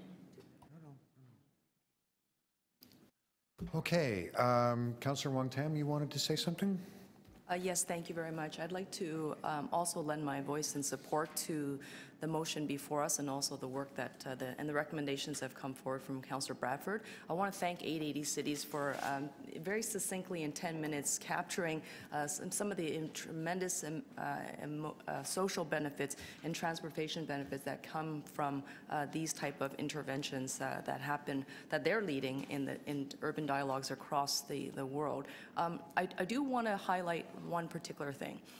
When we started the Open Streets Initiative, it began with a conversation in 2011, and it took us 3 years of plotting and probing in this building to get to a place where we can actually execute a permit to open Bloor and Yonge for active transportation, which is very much embedded into what the work is, what is being proposed today. What I'm hoping is that we've learned a few things, that it should not take 3 years, because that's exactly what it took, with a lot of advocacy and a lot of education from 880 Cities and a number of other stakeholders who came to City Hall, sat in committee meetings just like this one, and said, we have an idea, we'd like to work with you, please partner with us. And it seems to me that that partnership is there now. There's a lot more engagement, and it's been 6 years since the Open Streets project was launched, and I think we will be installing the 6th edition this year. But it should also be noted that it's still not fully supported and funded by the City of Toronto, which means that the external stakeholders have got to come forward and ask for permission to close down the street and to open up the roads for people activity. And it means that community groups have got to rely on the kindness of a philanthropist. In this case, they've got a donation from a third-party donor. But in the case of Open Streets and 880 Cities, they have to raise $150,000 for every Sunday to activate the streets for 4 hours. And that's all for the social benefit of our city. So I think that if we are going to move towards really embracing these community partnerships, what I hope that will come out of this good work that's already been established is to number one, try to internalize some of these discussions with the partners that are here, but also to really step up and start to support financially these initiatives, so that we can truly embrace Vision Zero in a way that will demonstrate to communities that this is how it's done. We can scale it up as quickly as possible, moving it across the Danforth and into the different parts of the city, including the east and west edges, connecting Etobicoke to to Scarborough and all along the other neighborhoods where communities would want to see it. And that's when we know it goes from beyond a pop-up and a pilot, where we really, as a city, then start to embrace these active transportation components and really adopt a Vision Zero. And so I want to thank the staff for their work, Councillor Bradford and also Councillor Fletcher, who I believe is very supportive of this program now. Okay. Councillor Fletcher asked that I move a motion for her, so I'm going to move that the Toronto and East York Community Council request the General Manager of Economic Development. It's up. So it's basically asking the general managers of ECDEV and transportation to sit down with the BIAs and see if they're interested in other pop-ups. I've shown it to Councillor Bradford, and I understand he's good with it. So I'm mindful that we're running into our lunch, so I'm not going to speak. Any questions? Good. Anyone else to speak?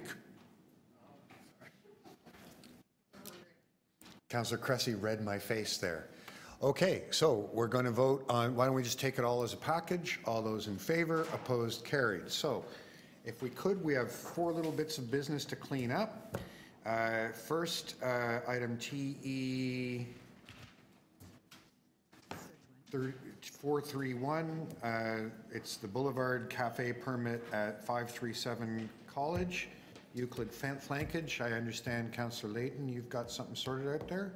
All sorted, and just in the future, make sure that you check with staff on any creative solutions that you have. All worked out. We have a motion. You have a motion? That approves. And our list goes up to 1P of strange conditions. It's kind of 2 patios in one, so... 16 conditions or something? Keep going. No, you cannot put that in. Don't even say it out loud. Oh, we added a permanent seat for me, though. I thought you were going to Alberta. Okay. I'm glad there are conditions. All right. To them. No changes to conditions without notification of the local residents and local councillor. That's all. Okay, very good. All right. So, on the motion, all those in favor, opposed, carried. Okay.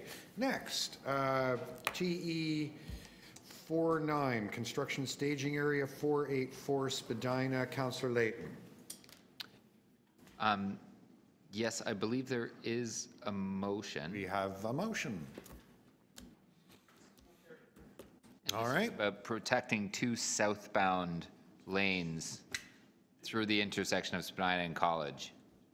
Apparently. I don't read it, but apparently that's what it says at the end of the day.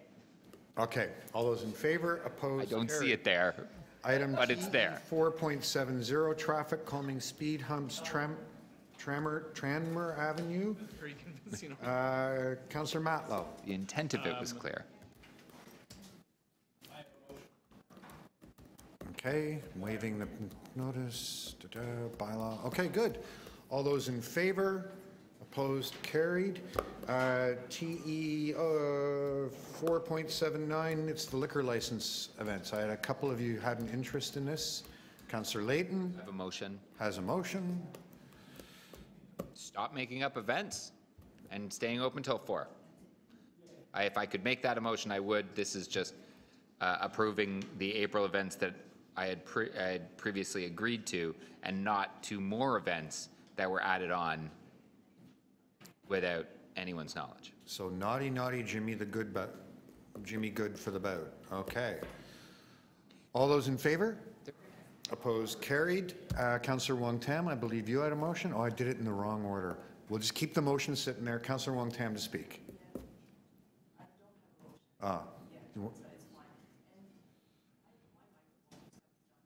We'll deal with that afterwards. Okay. Are there any other motions on the item? No? All those in favor? Opposed, carried. Item as amended. All those in favor? Opposed, carried. I believe we have bills now? Who's doing the bills? Councillor Bailao, you have a motion. That the Toronto and East York Community Council pass and declare as bylaws Bills 418 and 427, 429 to 451, and 453 to 455, prepared for the March 19, 2019, meeting 4 of the Community Council. All those in favor, opposed, carried. Councillor Bradford. Motion here that the Toronto and East York Community Council pass and declare as a bylaw confirmatory bill to confirm the legislative proceedings of the Toronto and East York Community Council acting under delegated authority at meeting 4, March 19, 2019. Read that very persuasively. All those in favor, opposed, carried. That concludes our business. Thank you very much to the staff and the clerks. I cannot believe we got that done by lunch. Well done.